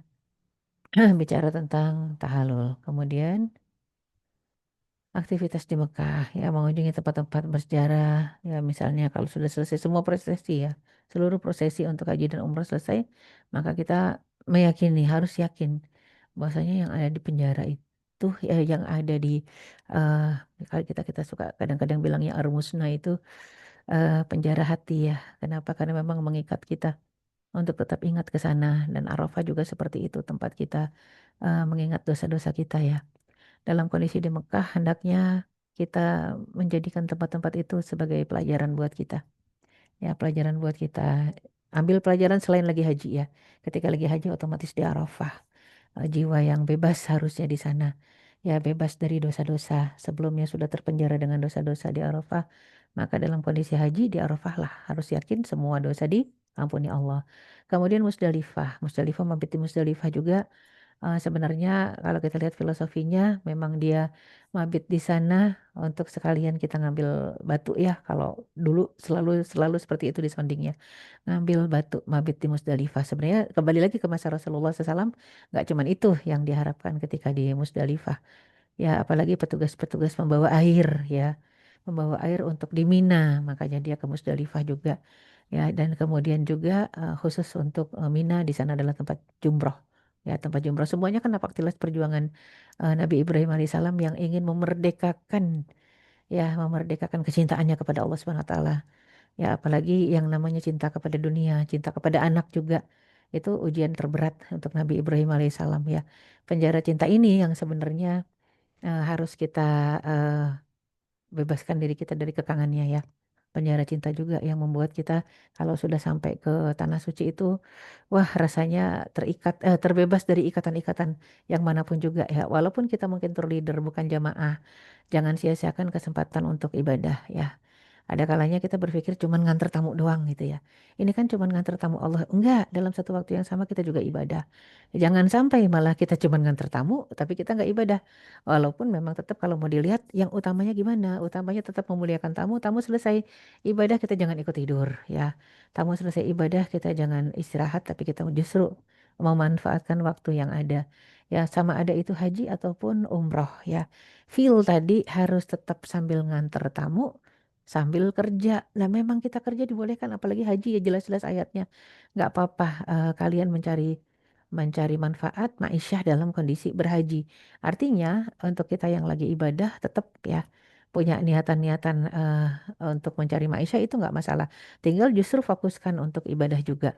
Niatkan juga, nggak cuman ma'isyah. Lebih salah kalau kita memang ke sana hanya untuk nyari ma'isyah ya, nyari nyari penghasilan aja. Jadi tour leader buat apa? Tour leadernya tour leader umroh pula, tour leader haji, tapi semata-mata hanya untuk cari uang, salah fatal malah ya. Jadi memperbanyak ibadah sunnah terutama tawaf ya. Aktivitas selama di Mekah. Nah, kemudian tawaf wada tadi sudah disebutkan ketika hendak meninggalkan kota Mekah tidak dilanjutkan dengan sa'i. Karena kalau dilanjutkan dengan sa'i itu yang jadi ada yang tidak paham tawaf wada plus sa'i ya kok nggak balik-balik gitu ya karena dia kira pakai sa'i padahal tidak. Wada ya wada saja selesai ya. Sunnah bagi yang berumrah dan wajib bagi yang haji. Kalau disebutkan wajib bagi yang haji tentunya ya kita kita lihat tadi ditinggalkan kena dam ya harus disempurnakan dengan damnya ya. Kemudian juga kita lihat lagi masalah darah wanita tadi sudah kita bahas ya ketika kita bicara tentang mikot karena penting kalau udah bicara haid ini biasanya masalahnya emang di mikot ya. Pada saat haid ibadah yang boleh dilakukan atau harus tetap dilakukan niat di mikot, ihram, sa'i, zikir. Ibadah yang tidak boleh dilakukan saat haid jelas sholat, tawaf, itikaf. Itu sepakat ya ittifaq ulama. Tapi kalau megang mushaf khilafiyah. Ziarah raudhah khilafiyah. Perihal ihram bagi wanita haid ya. Tadi tetap wanita yang haid tetap mandi sunnah ya, mandi maksudnya mandi wajib hukumnya sunnah, niat umroh ya itu merupakan rukun ihram wajib tetap dikerjakan ya dan setelah bersih harus segera mandi wajib tanpa wangian dan langsung melanjutkan tawaf dan sa'i. Ya, ini tadi sudah kita bahas juga. Ya, hajjun mabruran wal umrah makbulah insya Allah. Ya, jadi ingat-ingat ini mungkin hanya sekedar review saja buat para TL tour leader. Tobat nasuha sedekah ingatkan untuk jamaah tapi jangan lupakan diri kita sendiri ya. Untuk tobat nasuha dan sedekah agar ibadah kita, perjalanan ibadah kita lancar. Allah lancarkan justru dengan kesolehan pemimpin safarnya ya atau tour leader. Berharapnya begitu karena kita kan nggak bisa menjamin kesolehan orang lain tapi kita bisa menjamin kesolehan kita diri kita sendiri gitu ya. Jadi pastikan kitanya yang berhias dengan akhlak mulia. Semoga itu menyelamatkan satu grup. Istighfar yang banyak. Kalau ada kendala apapun itu bentuknya, perbanyak istighfar. Justru teguran buat tour leader ya. Leader kan pemimpin ya. Jadinya dia yang berhias diri dengan akhlak. Semoga satu grup itu nyaman dengan dia. Allah buat karena masalahnya hati manusia itu bukan di tangan kita, bukan di tangan tour leader. Ada tour leadernya yang mungkin ramah, baik, tetap aja kalau memang Allah tidak men-setting hati-hati jamaahnya. Ya, tidak membentuk hati jamaah itu terikat dengan tour leadernya, itu tetap akan susah. Ada aja masalahnya gitu ya. Jadi memang penting untuk mensolehkan hati kita sendiri. Ya, dengan istighfar yang banyak, sedekah yang banyak ya. Karena sedekah itu menolak bala, menolak kematian yang su'ul khatimah. Artinya kalau bicara ajal sih di mana saja pasti datang ya. Kalau emang udah waktunya nggak bisa ditunda. Cuman kita bisa lihat juga berapa seringnya kondisi kecelakaan dalam perjalanan antara Madinah dengan Mekah, Mekah dengan Madinah ya. Banyak sedekah. Kemudian juga sedekah itu tutfi godabarrob, menghapus dan memadamkan api kemurkaan Allah. Kemudian juga menolak kita dari kematian yang su'ul khatimah. Dan yang paling penting menghancurkan makar setan walaupun 70 makar di jalanan. Itu hancur semua dengan sedekah. Ya, jadi ada beberapa travel memang yang mempunyai kebiasaan sebelum bis bergerak itu sedekah. Kumpulkan sedekah dalam satu kantong, nanti dikasih sedekah itu misalnya di Masjid Nabawi atau di di Masjidil Haram. Entah atau misalnya kalau kita lagi pengen ke Kuba ya di Masjid Kuba gitu ya disampaikan sedekah itu nanti tugas mutawif untuk membagikan atau tour leader yang membagikan. Intinya sebelum bis bergerak entah itu ziarah keliling ya ataupun bis bergerak untuk kepulangan ya. Sama tuh bis bergerak untuk kepulangan ke tanah air berarti kan bergeraknya ke bandara. Kumpulkan juga sedekah. Kita kan pengen selamat selama perjalanan sampai tanah air ya ditambah lagi harapan kita juga uang yang kita sedekahkan bermanfaat. Nanti dititipkan ke mutawif terserah mau dibagikan kepada siapa saja yang berhak gitu ya. Mencari teman safar yang baik sudah jelas. Nah, kemudian fikih tentang jamak qasar juga harus dikuasai. Ya, jamak itu lebih kepada kalau ada masyakoh dan kalau qasar itu lebih ya kepada jarak. Ya, qasar sababuhus safar khosoh. Jadi kalau qasar karena perjalanan, tapi kalau jamak karena ada masyakoh, karena ada kesulitan. Jadi di mana ada kesulitan silakan dijamak sholatnya dan jamak tidak harus dengan qasar. Nggak harus jamak qasar, itu istilah Indonesia aja, jamak qasar, jamak qasar. Padahal jamak ya jamak, qasar ya qasar. Mau digabung silakan, tapi tidak harus selalu ya. Jelaskan pilihan pada peserta, terutama eh, mereka yang saklek untuk masalah sentuhan batal. Karena ini kan pendapat madhab Asy-Syafi'i, ya nggak masalah mereka kalau mau berpegang teguh dengan madhab Asy-Syafi'i. Cuman akhirnya kadang-kadang mereka melanggar aturan ihram, mereka pakai sarung tangan supaya ketika tawaf tidak tersentuh. Kita tahu la tantaqibul mar'ah wala talbas qafazain. Seorang wanita yang sedang ihram tidak boleh pakai cadar dan nggak boleh pakai sarung tangan. Mereka ingin menghindarkan sentuhan dengan laki-laki, mereka pakai sarung tangan. Nah, kalau yang paling ringan itu pendapat yang keluar dulu dari madhab Asy-Syafi'i. Keluar dari madhab Asy-Syafi'i, akhirnya tidak bermadhab atau pakai madhab lain. Karena selain Asy-Syafi'i, sentuhan dengan yang bukan mahram tidak batal. Ya, karena kan dengan kondisi sekarang untuk tawaf itu Masya Allah berdesakan. Maka penting nih untuk TL menguasai ini ya. Karena ada yang paham, ada juga yang tidak paham jamaahnya ya. Tidak paham bahwasanya ibadah ini sangat mudah. Ibadah ini tidak sulit ya sama sekali. Dulu Rasul jika berangkat safar sebelum masuk waktu salat, maka beliau akan jamak takhir di rest area terakhir. Ya, jadi kalau berangkat safar sudah masuk waktu salat, maka beliau akan jamak takdim sebelum berangkat. Dan salat jamak tidak selalu diiringi dengan qasar itu tadi ya. Dan hindari masalah debat fikhiyah dengan jamaah, hindari sebisa mungkin. Ya, jadi jangan sampai kita berdebat untuk masalah-masalah fikih dengan jamaah. Ya, terutama ada muslimah ketika safar ya izin kepada walinya atau izin kepada suaminya kalau udah punya suami, kalau belum ya kepada walinya saja. Keluar rumah untuk tujuan bagus, ibadah, dampingi mahram. Ya, mahram itu ingat kalau ada yang mengatakan, saya pengen pergi umroh tapi nggak ada mahram yang mendampingi. Ingat, Imam Asy-Syafi'i mengatakan, majmu'ah minan nisa'i thiqat mahram.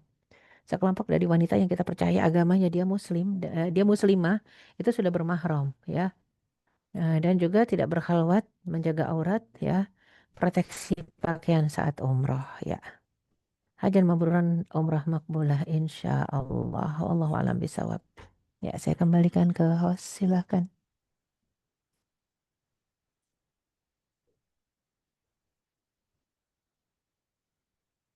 Kang Ade.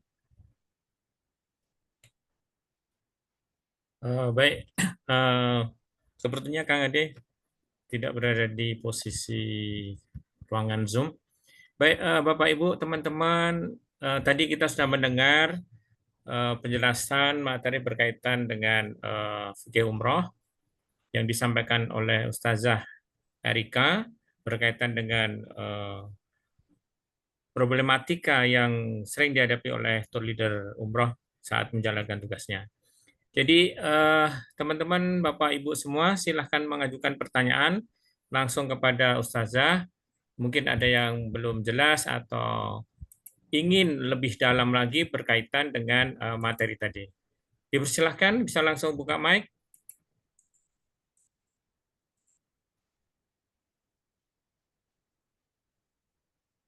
Oke, kalau belum ada, Ustazah izin saya menyampaikan di inbox dari Abah Gazi.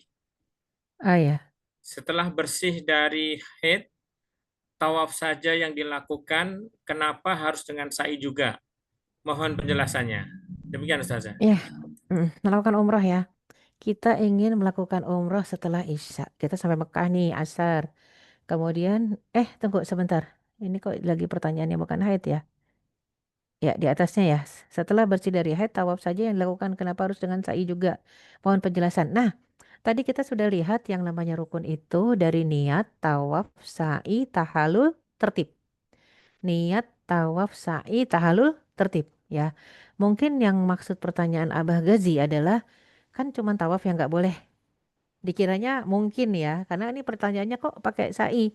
Jelas kita nggak bisa melakukan sa'i tanpa tawaf. Nggak boleh nggak boleh dibalik itu ya. Karena ada catatan tertib. Tertib itu harus urutannya niat, tawaf, sa'i, tahalul, tertib tuh runut.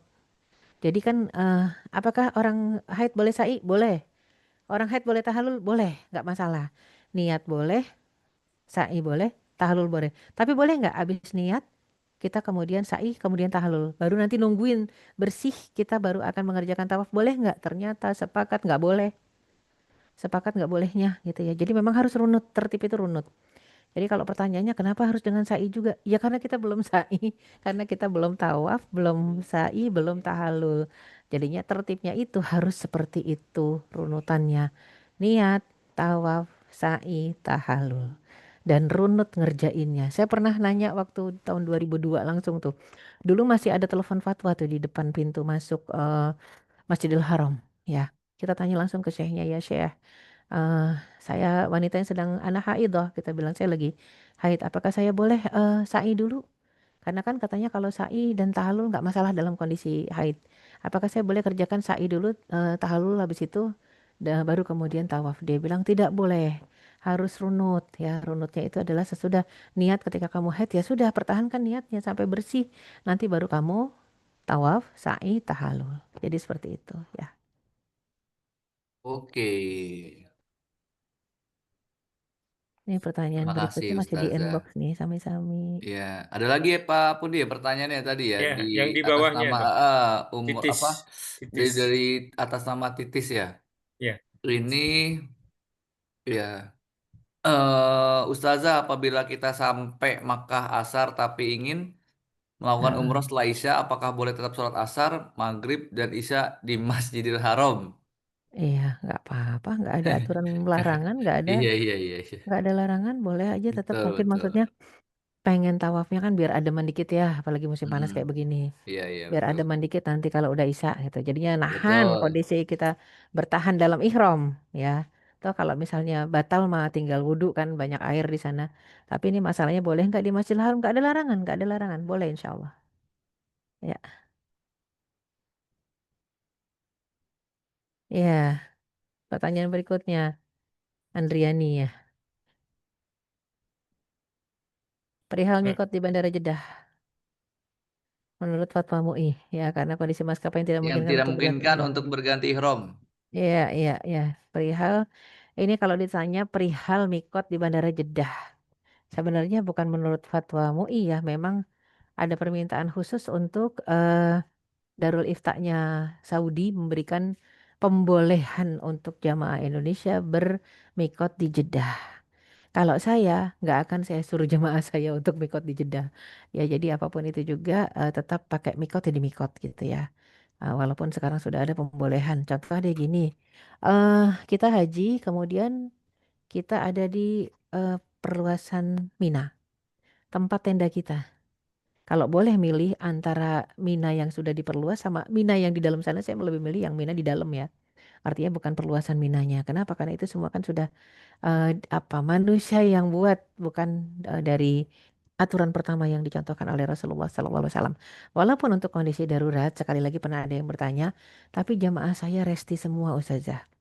Dan yang resti itu pakai jamaahnya semua rata-rata itu pakai kursi roda atau yang sepuh, yang sakit sehingga ketika dia harus bermikot di pesawat repot banget. Khusus untuk itu nggak masalah. Cuman saya bilang sama TL-nya yang bertanya, saya bilang waktu itu TL yang bertanya itu perempuan. Anti kondisinya gimana? Resti nggak? Enggak, saya nggak berisiko tinggi. Saya sehat walafiat. Makanya saya bilang kalau begitu antilah yang mikot di pesawat. Ya, jadi kamu mikot di pesawat dan begitu turun nanti di Jeddah karena permintaan jemaah semuanya Jeddah aja. Kondisi mereka parah, sakit, capek. Oke, jadi semuanya jemaah ya kondisinya di bandara. Ya di Jeddah, ya di Jeddah. Di Jeddah itu kan kadang-kadang sebenarnya bukan di bandara ya. Di Jeddah itu ada yang memang bermikotnya dia ambil jalur kalau haji, haji itu nggak di bandara mikotnya. Jadi ada untuk kayak tempat rest area buat haji ya, ada Madinatul Hujajnya. Itu biasanya kalau haji dulu tahun 2002 itu seperti itu. Kalau sekarang memang ada beberapa jamaah umroh ya udah nyampe nyampe Jeddah landing dia baru ngambil mikot. Yaitu kembali kepada keputusan individu sekali lagi kalau untuk masalah fikih kita tidak boleh berdebat.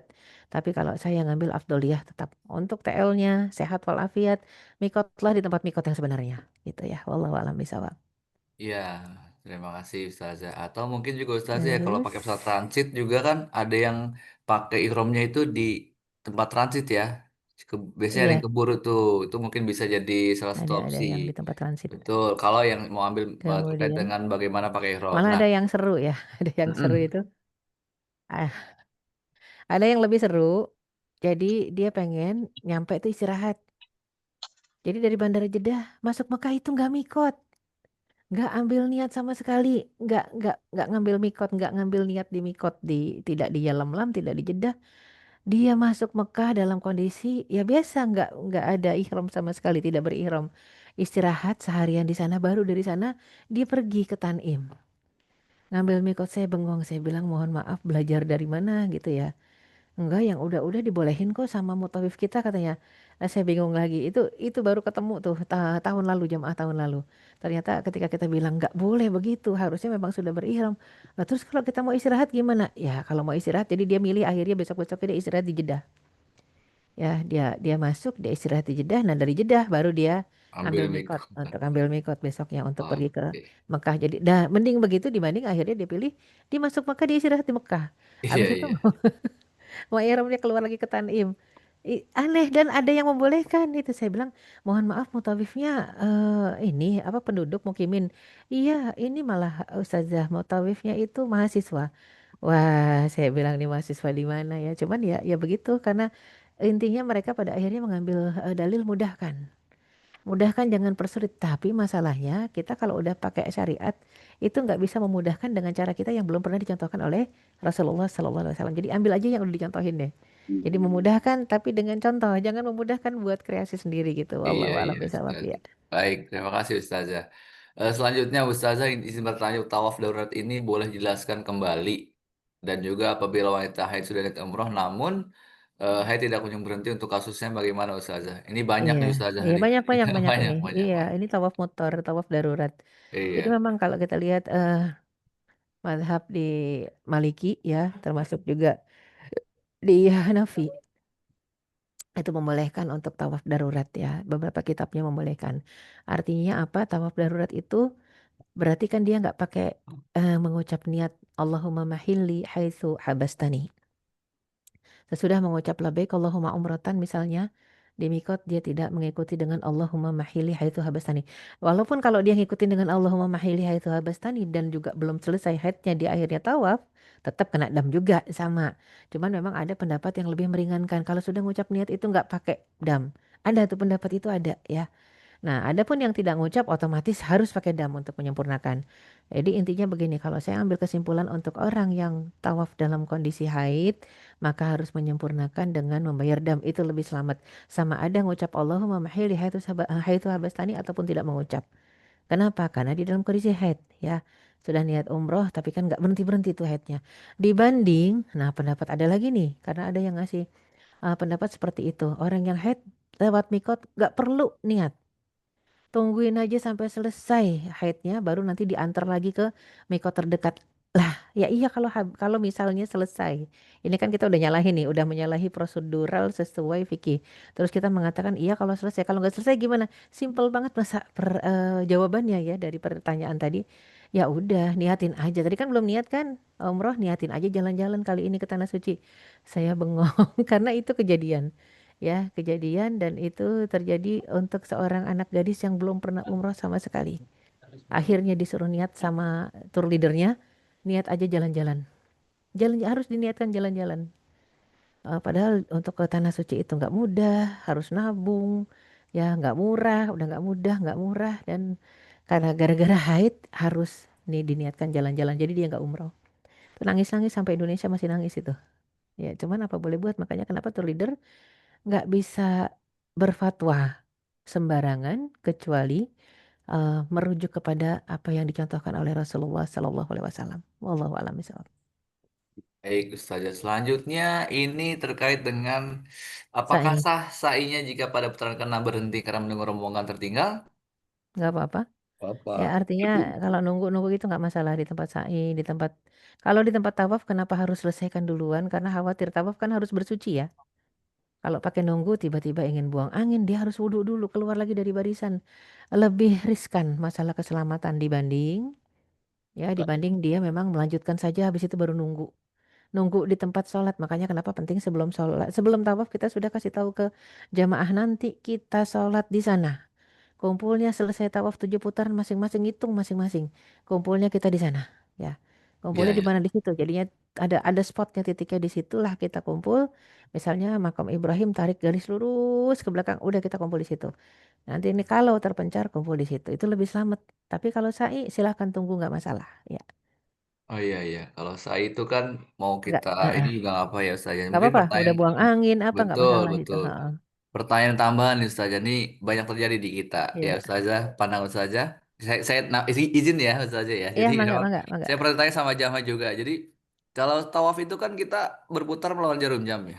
Iya, iya, Terus kalau kita menung, misalnya kita kehilangan teman, terus kita inisiatif atau anak lah atau iya. keluarga kita menunggu. Nah posisinya pertanyaan nih Ustazah ya. Apakah boleh kita melawan arah atau boleh nggak kita menengok? Nah ini banyak Heeh, ditanya aja heeh. Ustazah gimana? Iya, Ini kan heeh. bagian dari fikih juga kaidah kecil. Silakan Benar, Ustazah. benar. Tadi kita jelaskan posisi Ka'bah harus di sebelah kiri pundak Betul. kita, ya, sebelah kiri pundak. Artinya ketika dipanggil jangan sekali-kali membelakangi. Jadi jangan nengok kanan malah. Kalau ada yang manggil, nengok kiri. Ya, nengok kiri begitu ya. Dan udah ketika nengok kiri kan berarti kan Ka'bah tetap di sebelah kiri kita atau di hadapan kita. Ya, maka kemudian kita mundur, ya, kita mundur. Apa jalan mundur itu sah? Enggak, maksudnya mundur tuh bukan mundur jalan tawafnya. Artinya kita berjalan mundur kalau memang ada orang di belakang kita yang manggil dan suruh nunggu, mendingan diem deh. Jadi jangan sampai tawafnya yang mundur ya. Kalau tawaf mundur itu nggak sah. Tawaf jalan mundur ya dalam kondisi Ka'bah sebelah kanan jelas tidak sah, seperti yang tadi saya contohkan ada seorang mutawif yang seperti itu karena khawatir jamaahnya hilang ya. Jadi itu yang malah lebih nggak boleh sebenarnya.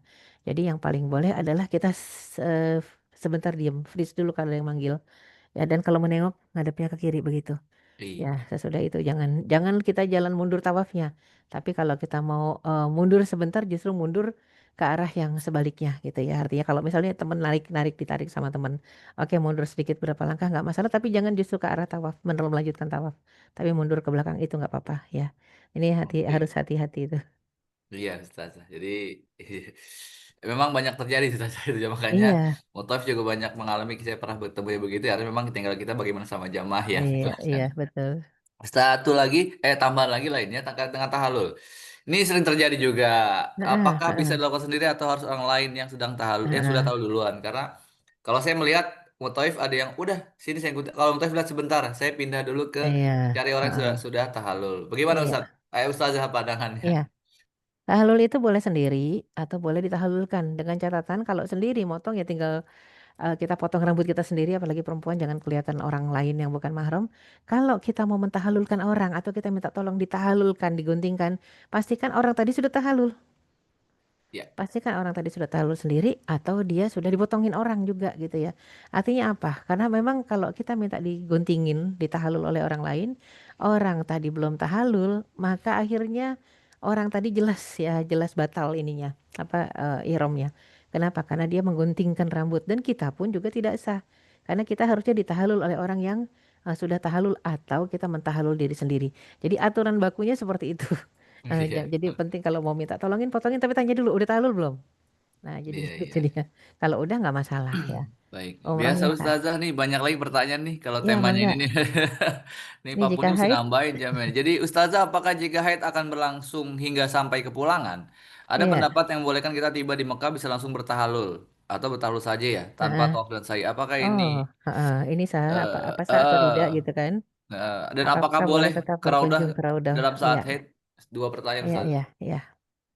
Bagus, bagus ini pertanyaannya. Jadi apakah perlu tawaf sa'i atau tidak ya? Ini kalau mengambil contoh dari Rasulullah SAW di Hudaybiyah ya, di Ya, Hudaybiyah itu nggak masalah untuk langsung sebenarnya tahalul aja langsung, jadi nggak usah tawaf dengan sa'i lagi.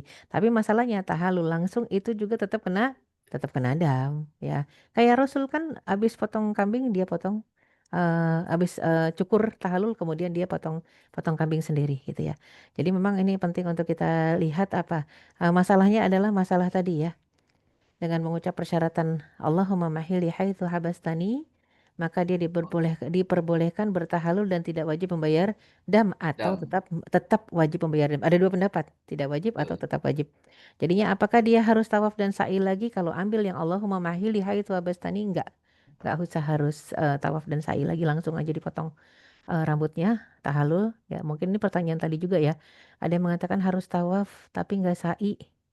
Apakah boleh? Sebenarnya nggak tawaf nggak sa'i asal tahallul langsung nggak masalah juga ya. Nggak masalah juga. Nggak kena dam atau kena dam. Kalau saya sih ambil yang kena dam karena Rasul waktu di Hudaybiyah kena dam ya. Iya. Ya, Tarawuh Ustazah itu Haid nggak masalah, nggak nggak masalah masalah asal ya. Karena asalkan ada pendapat eh mungkin yang masuk ya masjid ya Ustazah ya. mungkin ya. Bagaimana pandangannya?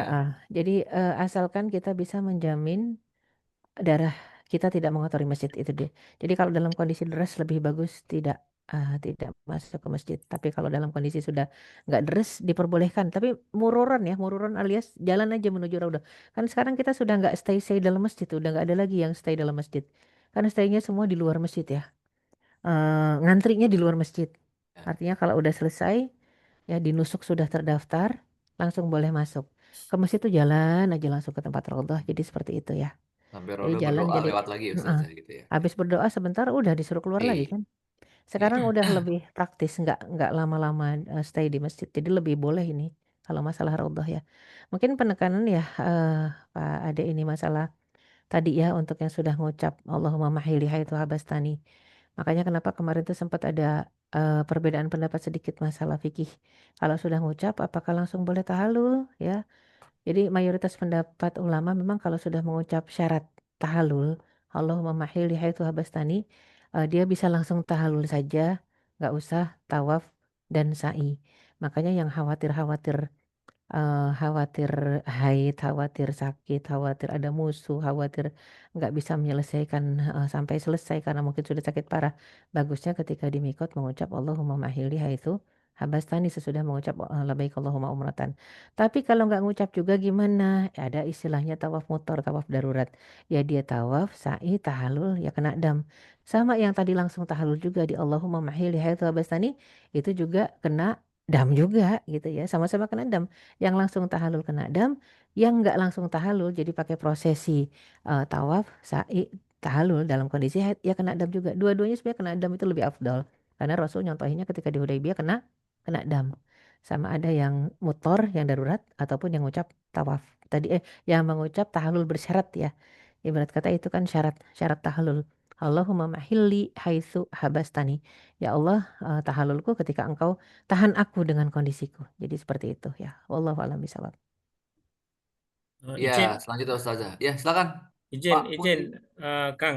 Iya, Ustazah, boleh nggak dijelaskan iya, mungkin juga untuk memahamkan lebih lagi, iya, teknisnya adalah kita mandi dulu, iya, terus dan seterusnya bagaimana Ustazah? Teknis iya. untuk Tahallulnya ya, eh, teknis eh, tahallul. Ya. umroh ketika haid Umrahnya. itu. Oh, Ya, yang ketika haid, umrah, ya. ya.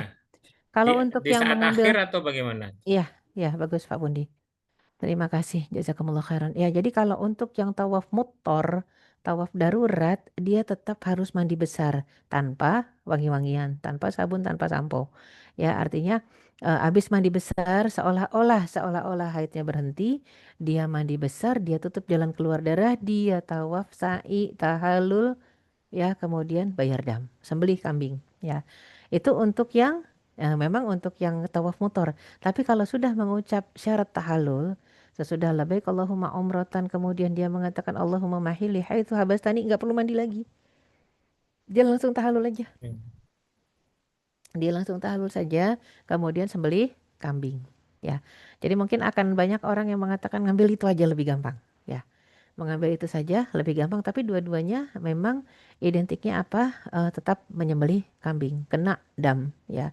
Kenapa? Karena tahallul, yang satu tahallul tanpa tawaf dengan sa'i, yang satunya tawaf dalam kondisi haid. Itu dia. Jadinya dua-duanya pasti kena dam.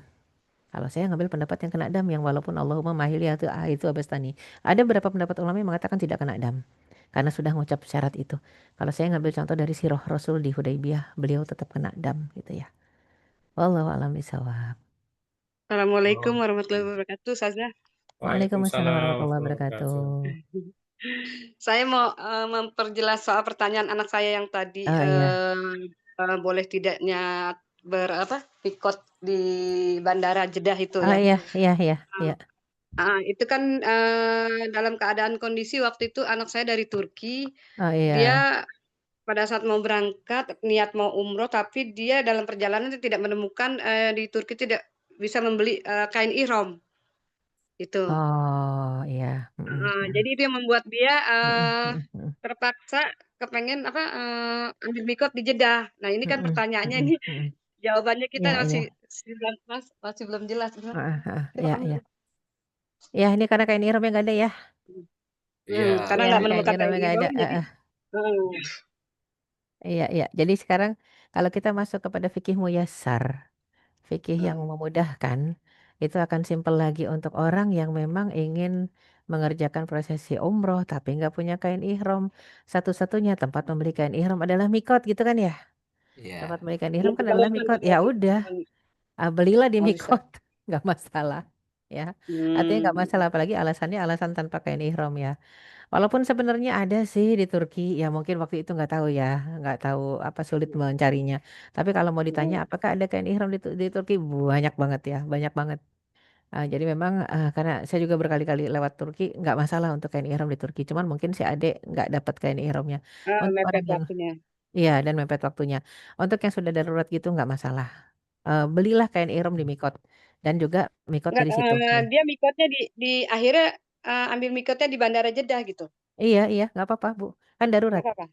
Darurat kan, Mmm, dalam kondisi darurat dan dia tidak dapatkan ihram. Yang penting udah dicari kan mhm, ketika di Turki. iya, Ini mhm. kain ihramnya sudah dipakai? Ya akhirnya dibawain, saya bawakan sampai Oh, bandara. oke. Berarti tetap ambil niat di bandara, Ah, ah, ah, Ustazah, ah. gitu. Iya, Karena sudah Kayak ada kain kain ihramnya ihramnya sudah sudah lengkap. dibawain, Sudah lengkap, dibawain. sudah mhm, lengkap. Oh sudah Gitu. lengkap, Iya. sudah lengkap. Dan ibu ketemu sama anak berarti di Jeddah ya Bu? iya di Jeddah, Ketemunya baru di Jeddah ya. mhm. Iya, iya, Jadi bukan iya. sudah bawa kain ihram dari Turki, bukan kan Bu? Ibu nggak ke Turki kan? Bukan bukan, Ibu ketemu di Jeddah. Oke, ketemunya di nggak Jeddah, apa-apa. Ha. mhm. Iya, iya, iya. Oh, Benar juga kalau Ustazah. saya Kalau lihat Ya, benar ketemunya iya, iya, barangnya. Iya, iya. Jadi iya memang iya iya, kehati-hatian dalam fikih itu kan juga sampai bertanya saja, ini iya, di mana nih kain ihramnya? Apa jangan-jangan iya, dibawa kan? Dari maksudnya gitu saja ya. Jadi iya, iya. itu Heeh. betul. Baik, baik. Jadi memang pikir kena penjelimet karena memang harus nggak hati-hati. ada yang bilang katanya harus ke mana, ke Madinah dulu ambil mikotnya Di Bir Bir Ali. Ali, Beralih. heeh. Iya, Ya, iya, iya. jaraknya aja tergantung dimudahkan kemana. Pesawat dari Turki ini berhenti nggak di Madinah? Nah, Iya. akhirnya ketika dia berhenti di Enggak. Madinah, kenapa nggak turun di Madinah? Itu nanti pertanyaannya kayak begitu. Iya Jadi iya. Iya, panjang Ustazah ya. jadi Jadi panjang panjang. ya. Kalau Jadi pikir, panjang. Beli tiketnya seharusnya di mana dulu kan begitu maksudnya kan. Tapi Iya iya, balik iya. tapi lagi kan ada qadarullah karena memang disitulah eh, destinasinya, nggak transit Madinah. Ya beda kalau dia udah transit Madinah, jadi salah nanti. Tapi kalau memang dari Turki langsung ke Jeddah dan Jeddah itu adalah perluasan mikot. Karena kan sebenarnya bukan Jeddah, perluasan mikot yang sudah di ACC bukan itu bukan di ACC oleh pemerintah Indonesia ya, di ACC oleh Kerajaan Saudi Arabia juga. Khusus untuk yang itu sayangnya memang ACC-nya hanya untuk orang dari Indonesia. Sama ada beberapa yang memang lewat jalur laut ya. Itu juga di Jeddah mikotnya diperbolehkan. Beberapa dari negara-negara Afrika turun di Jeddah dan diperbolehkan ambil mikot di sana. Artinya selagi memang kita bisa ngambil yang lebih tepat, maka yang lebih tepat itu merupakan keharusan. Tapi kalau tidak bisa, maka solusi alternatif itu juga boleh. Itu kan bicara masalah rukhsah juga pada akhirnya kan. Lihat dulu kepada siapa. Sehingga para sahabat sering bertanya kepada Rasulullah SAW tentang apa?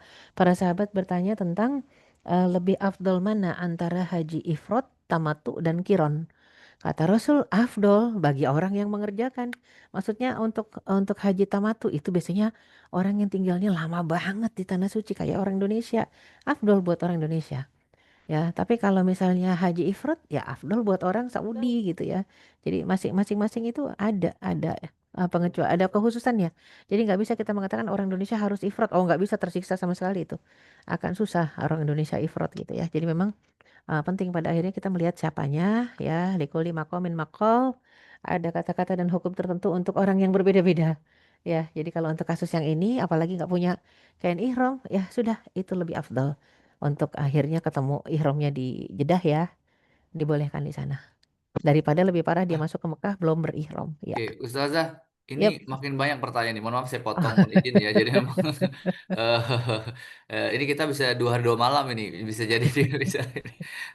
Jadi Assalamualaikum. Mas satu, Waalaikumsalam. mas ya satu kali dong, Pak.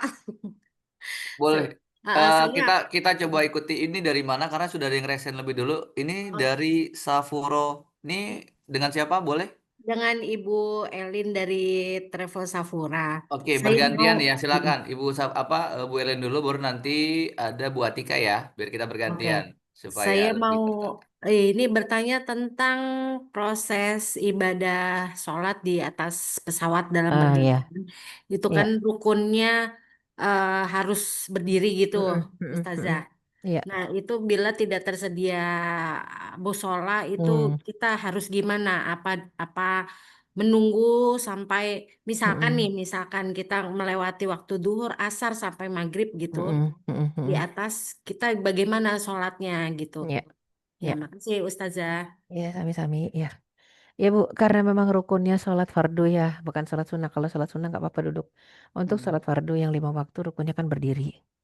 Jadi ulama banyak mengingatkan kita tuh ya, sebisa mungkin kalau bisa berdiri berdiri. Tapi kalau nggak bisa cukup ketika takbiratul ihram, habis itu baru duduk. Takbirnya berdiri, habis itu duduk kalau nggak bisa. Apalagi kita lihat space kursi yang ada di pesawat itu rata-rata kan sempit banget Bu. Untuk berdiri susah. Dan ada pesawat yang membolehkan mengizinkan orang untuk berdiri sholat. Tapi coba bayangkan kalau satu pesawat isinya 400 ya, ada yang 400 loh, ada yang 200, ada yang 400. Itu kalau semua orang berdiri untuk sholat, keamanan nggak terjamin. Justru akan mengancam nyawa. Makanya Rasul pernah bersabda kepada orang yang sholat di kapal laut, ya. Kalau bisa berdiri, berdirilah. Tapi kalau kamu takut karam pesawatnya, kapal lautnya tenggelam, kebalik gitu ya, maka duduklah. Artinya kalau kita lihat keselamatan di pesawat itu lebih utama untuk duduk ya, maka cukup kalau memang bisa takbiratul ihram berdiri, habis itu duduk. Kalau nggak bisa ya udah duduk aja, dan itu sudah terhitung sah. Atau pakai pendapat yang berikutnya. Pendapat berikutnya adalah kita gabung semua sholat. Kita gabung tuh, misalnya tadi ibu tanya zuhur, asar, maghrib di waktu kita landing ntar isya. Zuhur, asar, maghrib, isya. Nggak masalah juga kalau mau pakai pendapat yang itu. Ini fikih ya. Ya ketika memang kita bicara tentang fikih, bicara afdoliyah. Dan ada juga yang bicara tentang sholat menghormati waktu. Ya jadi untuk menjaga kehormatan waktu, hormatul waktu, Dihormati. maka dia sholat aja. Sholat di pesawat dalam kondisi biasa, duduk. Nanti begitu sampai destinasi, dia sholat lagi dengan sempurna. Itu juga Oh, boleh, nggak masalah. Intinya mah apa? Intinya dia tetap sholat gitu ya. iya. Mau di pesawat, mau dia berdiri, mau dia sampai nanti. Intinya dia mengupayakan untuk sholat. Yang lebih repot kan yang nggak peduli ya Bu ya. Mau sholat, mau enggak, di pesawat atau di darat, emang dia nggak sholat. Lebih bahaya. Jadi intinya memang seperti itu. Dan Rasul memberikan kebebasan sebenarnya. Keleluasaan buat orang-orang mengerjakan sholat sesuai dengan kondisi masing-masing. Jadi itu benar Baik, semua. Ya, Ustazah. Baik, silakan ada yang resen satu lagi, Bu Atika. ya Boleh? mangga. Baik, makasih Ustazah. Silakan. Eh, Baik, Assalamualaikum warahmatullahi wabarakatuh. Waalaikumsalam warahmatullahi Waalaikumsalam warahmatullahi wabarakatuh. wabarakatuh. Ustazah, saya mau nanya, ini kan ketika kita udah niat umroh, terus Iya. kita juga mengucapkan syarat tahallul, dan Hmm. ternyata kita haid nih sampai hari terakhir, kita kan Mm-mm. bisa tawaf ifadah ya, kayak tadi ya. Mm-mm. Terus untuk larangan berihramnya itu gimana Ustazah? Karena kan kita udah niat Mm-mm. umroh nih, gitu. Mm-mm. Tetap Itu aja. larangan ihramnya berlaku ya. Tetap Oh, berlaku. Tetap berlaku berlaku. Jadi sampai, larangan ihram yang nggak boleh pakai wangi-wangian itu berlaku semua. Berlaku sampai tahalul ya, maksudnya ya. Tahalul selesai baru hilang. Jadi ketika kita sudah niat dan dalam kondisi sesudah mengucap niat di mikot itu kan kita berpikir kita dalam kondisi haid nih. Nggak boleh sholat ya.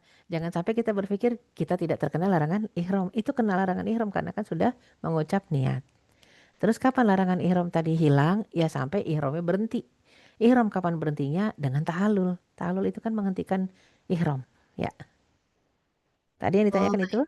Ya, baik, baik. Berarti seperti itu ya Ustazah. Berarti iya. setelah kita, karena kita sudah niat tadi, maka Heeh. putusnya larangan berihram itu adalah saat kita tahallul ya.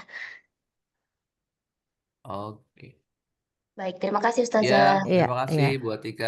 Ustazah, ini Sami-sami. masih ada 6 pertanyaan nih di chat. Ini yang saya eh, terkejut mendengarnya nih. Ustazah ada pendapat yang mengatakan kalau pesawat mendaratnya di bandara haji Agak atau bandara terputus-putus. lama, ihramnya di Lam-Lam. Tapi kalau landing di bandara baru yang ada akuarium, boleh ambil mikot di bandara. Begitu Ustazah. Karena perbedaan jarak Kata antara Mekah siapa? ya. Iya. Kata siapa Ustazah? Maksudnya, Ya, silakan Ustazah menjawab yang lebih. kata siapa tuh? Oke, Bandara baru berarti atau bandara lama gitu ya? iya iya. Jadi Iya, iya. gitu ya. Jadi ada nggak nih pertanyaannya? Itu Ustazah. Iya, iya. Nggak ada sih yang berkaitan bandara baru, bandara lama ya. Intinya dua-duanya jeda. Iya iya. Iya, jadi memang nggak Oke. ada, nggak Sampai ada sekarang berarti kaitannya. belum ada yang validasinya nggak ada, Pak. Belum ada Ustazah Nggak ya. ada, nggak ada. Gitu, betul betul. Ustazah pada saat wukuf di Arafah jika haid gimana? Mohon pencerahannya. Gitu. Ketika wukuf di Arafah, Mohon mohon pencerahannya. Apa? Ketika haid di saat wukuf itu bagaimana? nggak masalah. Nggak apa-apa ya, wukuf nggak ada kaitannya dengan haid. Wukuf ya wukuf, doa ya doa, nggak ada kaitannya sama haid. Kan yang dilarang cuma tawaf, ya wukuf nggak masalah.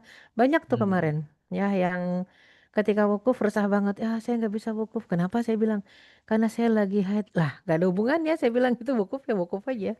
Ya Iya. haid aja. Karena memang kan tadi seperti pertanyaan tadi disebutkan, apa kita tetap menjaga larangan ihram? Iya harus dijaga karena kita sudah niat ihram. Maka jagalah larangan ihram. Apa kaitannya sama wukuf? Wukuf kan disuruh berhenti doang. Wukuf itu artinya berhenti di, Oke. ya di Arafah. Sudah ibadah saja, istighfar yang banyak, sah wukufnya. Oke. Oke, Baik terima Ustazah, kasih. ini karena waktu mulai Ya, mendekat ya. Ya. Jadi saya izin pertanyaan-pertanyaan beberapa. Nanti mungkin bisa disampaikan by chat. Nanti Pak Pun dia akan share. Jadi sebetulnya Ya. ini terkait dengan umrohnya ideal cukup satu kali atau dua kali. Terus bagaimana dengan badal umroh? Ini sebenarnya jawabannya bisa digabung nih Ustazah. Umroh Iya, idealnya iya, berapa badal kali? Apakah umroh satu ya. kali atau lebih selama di Mekah? Iya, iya, Terus iya. bagaimana dengan badal Heeh. umroh untuk keluarga yang sudah meninggal? Itu Ustazah. Iya, iya. Jadi kalau untuk badal umroh itu banyak orang menyandarkannya ya dengan haji. Karena haji sendiri Rasul yang mengatakan nggak apa-apa untuk haji dibadalkan, apalagi kalau Iya, orangnya sudah niat dan orangnya sudah mampu. Lebih lagi orangnya ketika wafat meninggalkan harta, maka itu kewajiban untuk ahli waris membadalkan kalau baik. meninggalkan harta ya. Nah, adapun badal umroh apakah boleh? Jadi ternyata mau menghajikan, mau mengumrohkan, mau memberikan pahala amal ibadah dan amal soleh kita kepada orang yang sudah wafat, itu sepakat ulama boleh diniatkan. Misalnya kita baca Quran sampai khatam terus kita mengatakan pahalanya saya kirim untuk almarhum bapak saya, itu boleh. Nah kalau kita umroh gimana, itu boleh. Bahkan Rasul mengatakan sholatmu juga bisa dihadiahkan. Contoh kita sholat nih, sholat asar, kita sholat asar 4 rakaat selesai, habis itu kita sholat lagi untuk siapa, almarhum bapak, itu dibolehkan juga ya. Itu Iya, dibolehkan juga, nggak masalah. Artinya ketika itu juga dibolehkan, dalilnya sudah jelas, maka badal umroh bisa ambil dalil yang itu ya. Terus baik. apakah umroh itu harus sekali atau berkali-kali? Eh, Sebenarnya sih contoh dari Rasulullah ya. Aisyah pernah habis haji, kemudian berumroh. Mungkin pada awalnya dia mengambil ifrat. Ya, ketika ifrat itu kan udah selesai, nggak ada umrohnya. Habis itu dia selesai mengerjakan haji ifrat, dia ke mikot lagi buat apa? Buat umroh. Ya, jadi hajinya sudah selesai, kemudian dia umroh. Ya. Nah, itu ketika dikerjakan oleh Aisyah dan Rasul tidak ada keberatan sama sekali, maka ulama mengatakan kalau gitu boleh umroh berkali-kali, ibarat kata begitu. Kenapa Hmm, berkali-kali? Karena sudah haji, sudah sah, kemudian umroh gitu kan ya. Jadi dibilangnya boleh berdasarkan hadis Aisyah radhiyallahu anha. baik. Artinya kalau kita lihat manfaat dari bainal umroh ilal umroh kafaratun bainahuma, antara umroh yang satu dengan yang lain itu penghapus dosa di antara keduanya, maka penting buat kita untuk melihat tadi manfaat tadi ya. Kalau kita ngerasa kayaknya masih banyak dosa nih belum selesai ya mau umroh lagi, lebih lebih bagus dalam artian apa? Tidak ada keberatan sebenarnya sih. Ya sunnah, cuman walaupun mungkin ada yang mengatakan gak ada contoh dari Rasul gitu ya. Ya Rasul memang gak ada contoh, tidak mencontohkan untuk umroh berkali-kali. Tapi istri-istri beliau pernah mencontohkan dan dibiarkan, dibolehkan. Artinya nggak masalah ya. Oke, Ustazah. Terakhir itu Ustazah pertanyaannya yang Iya, Ustazah jawab karena sudah menuju jam 3 lewat 15.02. Sedikit Ustazah mungkin 30 detik sampai 1 menit ada nggak sebelum nanti ditutup dengan Pak Iwan sebagai closing statementnya. Ada yang mau disampaikan Kak Ustazah terkait khilafiyah ini yang menjadi terus setiap hari iya, iya. pembicaraan kita Terkait setiap kali khilafiyah ya. ada pelaksanaan ibadah yang lainnya. Betul, betul, betul, betul. Ya, untuk masalah fikih ya, mau berkait fikih umrah, fikih apa aja, pokoknya kita ketika masuk ke dalam khilafiyah fikih, nomor satu tidak boleh ada asobiyah, Nggak boleh ada yang merasa pendapat Syafi'i lebih utama dibanding Maliki. Maliki lebih utama dibanding Hambali. Hambali lebih utama dibanding Hanafi. Nggak boleh ada begitu. Kenapa? Karena Hanafi itu adalah gurunya Maliki. Maliki gurunya Maliki. Syafi'i. Syafi'i gurunya Hambali gitu. Itu semua antara guru dengan murid Guru ya murid. artinya. Dan mereka sendiri nggak pernah bertengkar. Kitanya yang pengikutnya suka bertengkar. Artinya fleksibilitas itu harus kembali kepada apa yang dicontohkan oleh mereka ya. Artinya beda boleh, makanya tadi jangan kekeh ketika mempertahankan prinsip untuk masalah fikih, biarin aja, nggak masalah. Ya, jadi itu mungkin yang ingin saya sampaikan. Artinya nggak ada yang salah kalau memang ada pedomannya, patokannya, dalilnya dari ulama mana dia bicara. Wallahu a'lam bishawab.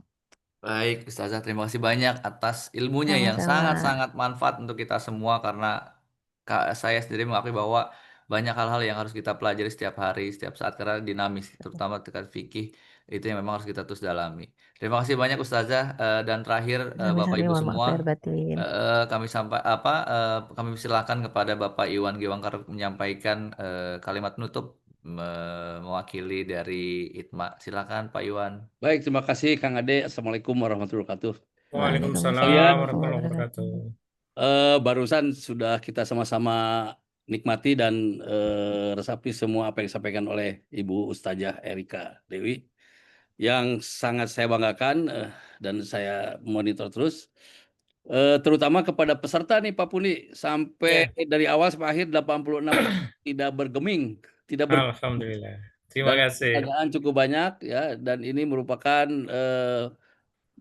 apresiasi yang sangat luar biasa pada Ibu Dewi, Ustazah Dewi. Semoga di kemudian hari juga masih bisa memberikan materi-materi lain yang berhubungan dengan umroh dan haji. Sekali lagi saya ucapkan terima kasih, apresiasi sebesar-besarnya kepada peserta yang telah mengikuti acara ini. Semoga acara ini bisa memberikan manfaat yang luar biasa untuk kita semua. Amin. Mari kita sama-sama berikan apresiasi untuk Ibu Dewi.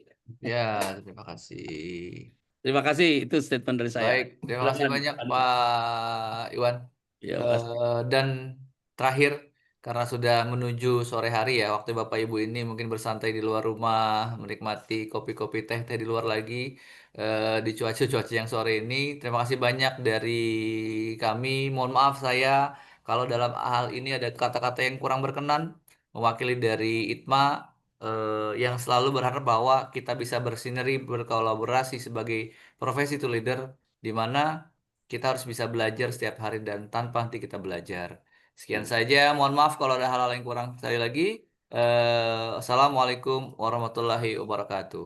Salam. Waalaikumsalam. Waalaikumsalam warahmatullahi wabarakatuh. Amin, Mohon amin. maaf lahir batin. Assalamualaikum. Terima kasih semuanya, Ustazah, Pak semua Iwan, Ustazah, Pak Iwan dan Ibu. semuanya. Terima Sama, kasih. sampai jumpa. Ini dari Purwakarta. Terima kasih Bapak Ibu semua, Kang Adi, terima kasih jadi MC. Bapak Ibu terima kasih semuanya. Ya, Mudah-mudahan terima kasih. bermanfaat. Insya Allah kita jumpa lagi di majelis ilmu yang lain ya. Pak Siap. Dodi, apa kabar Pak Dodi? Bu Is ikut ya Pak Dodi? Alhamdulillah Pak Dodi hadir. Rasanya Bu Is juga ada. Mbak Dian dan Bapak Ibu yang tidak bisa saya sebutkan satu persatu. Terima kasih teman-teman, para pengurus ITMA, DPP, DPD, dan seluruh anggota ITMA, dan teman-teman yang sudah hadir dari berbagai travel, dari kampus, juga dari teman-teman yang lain.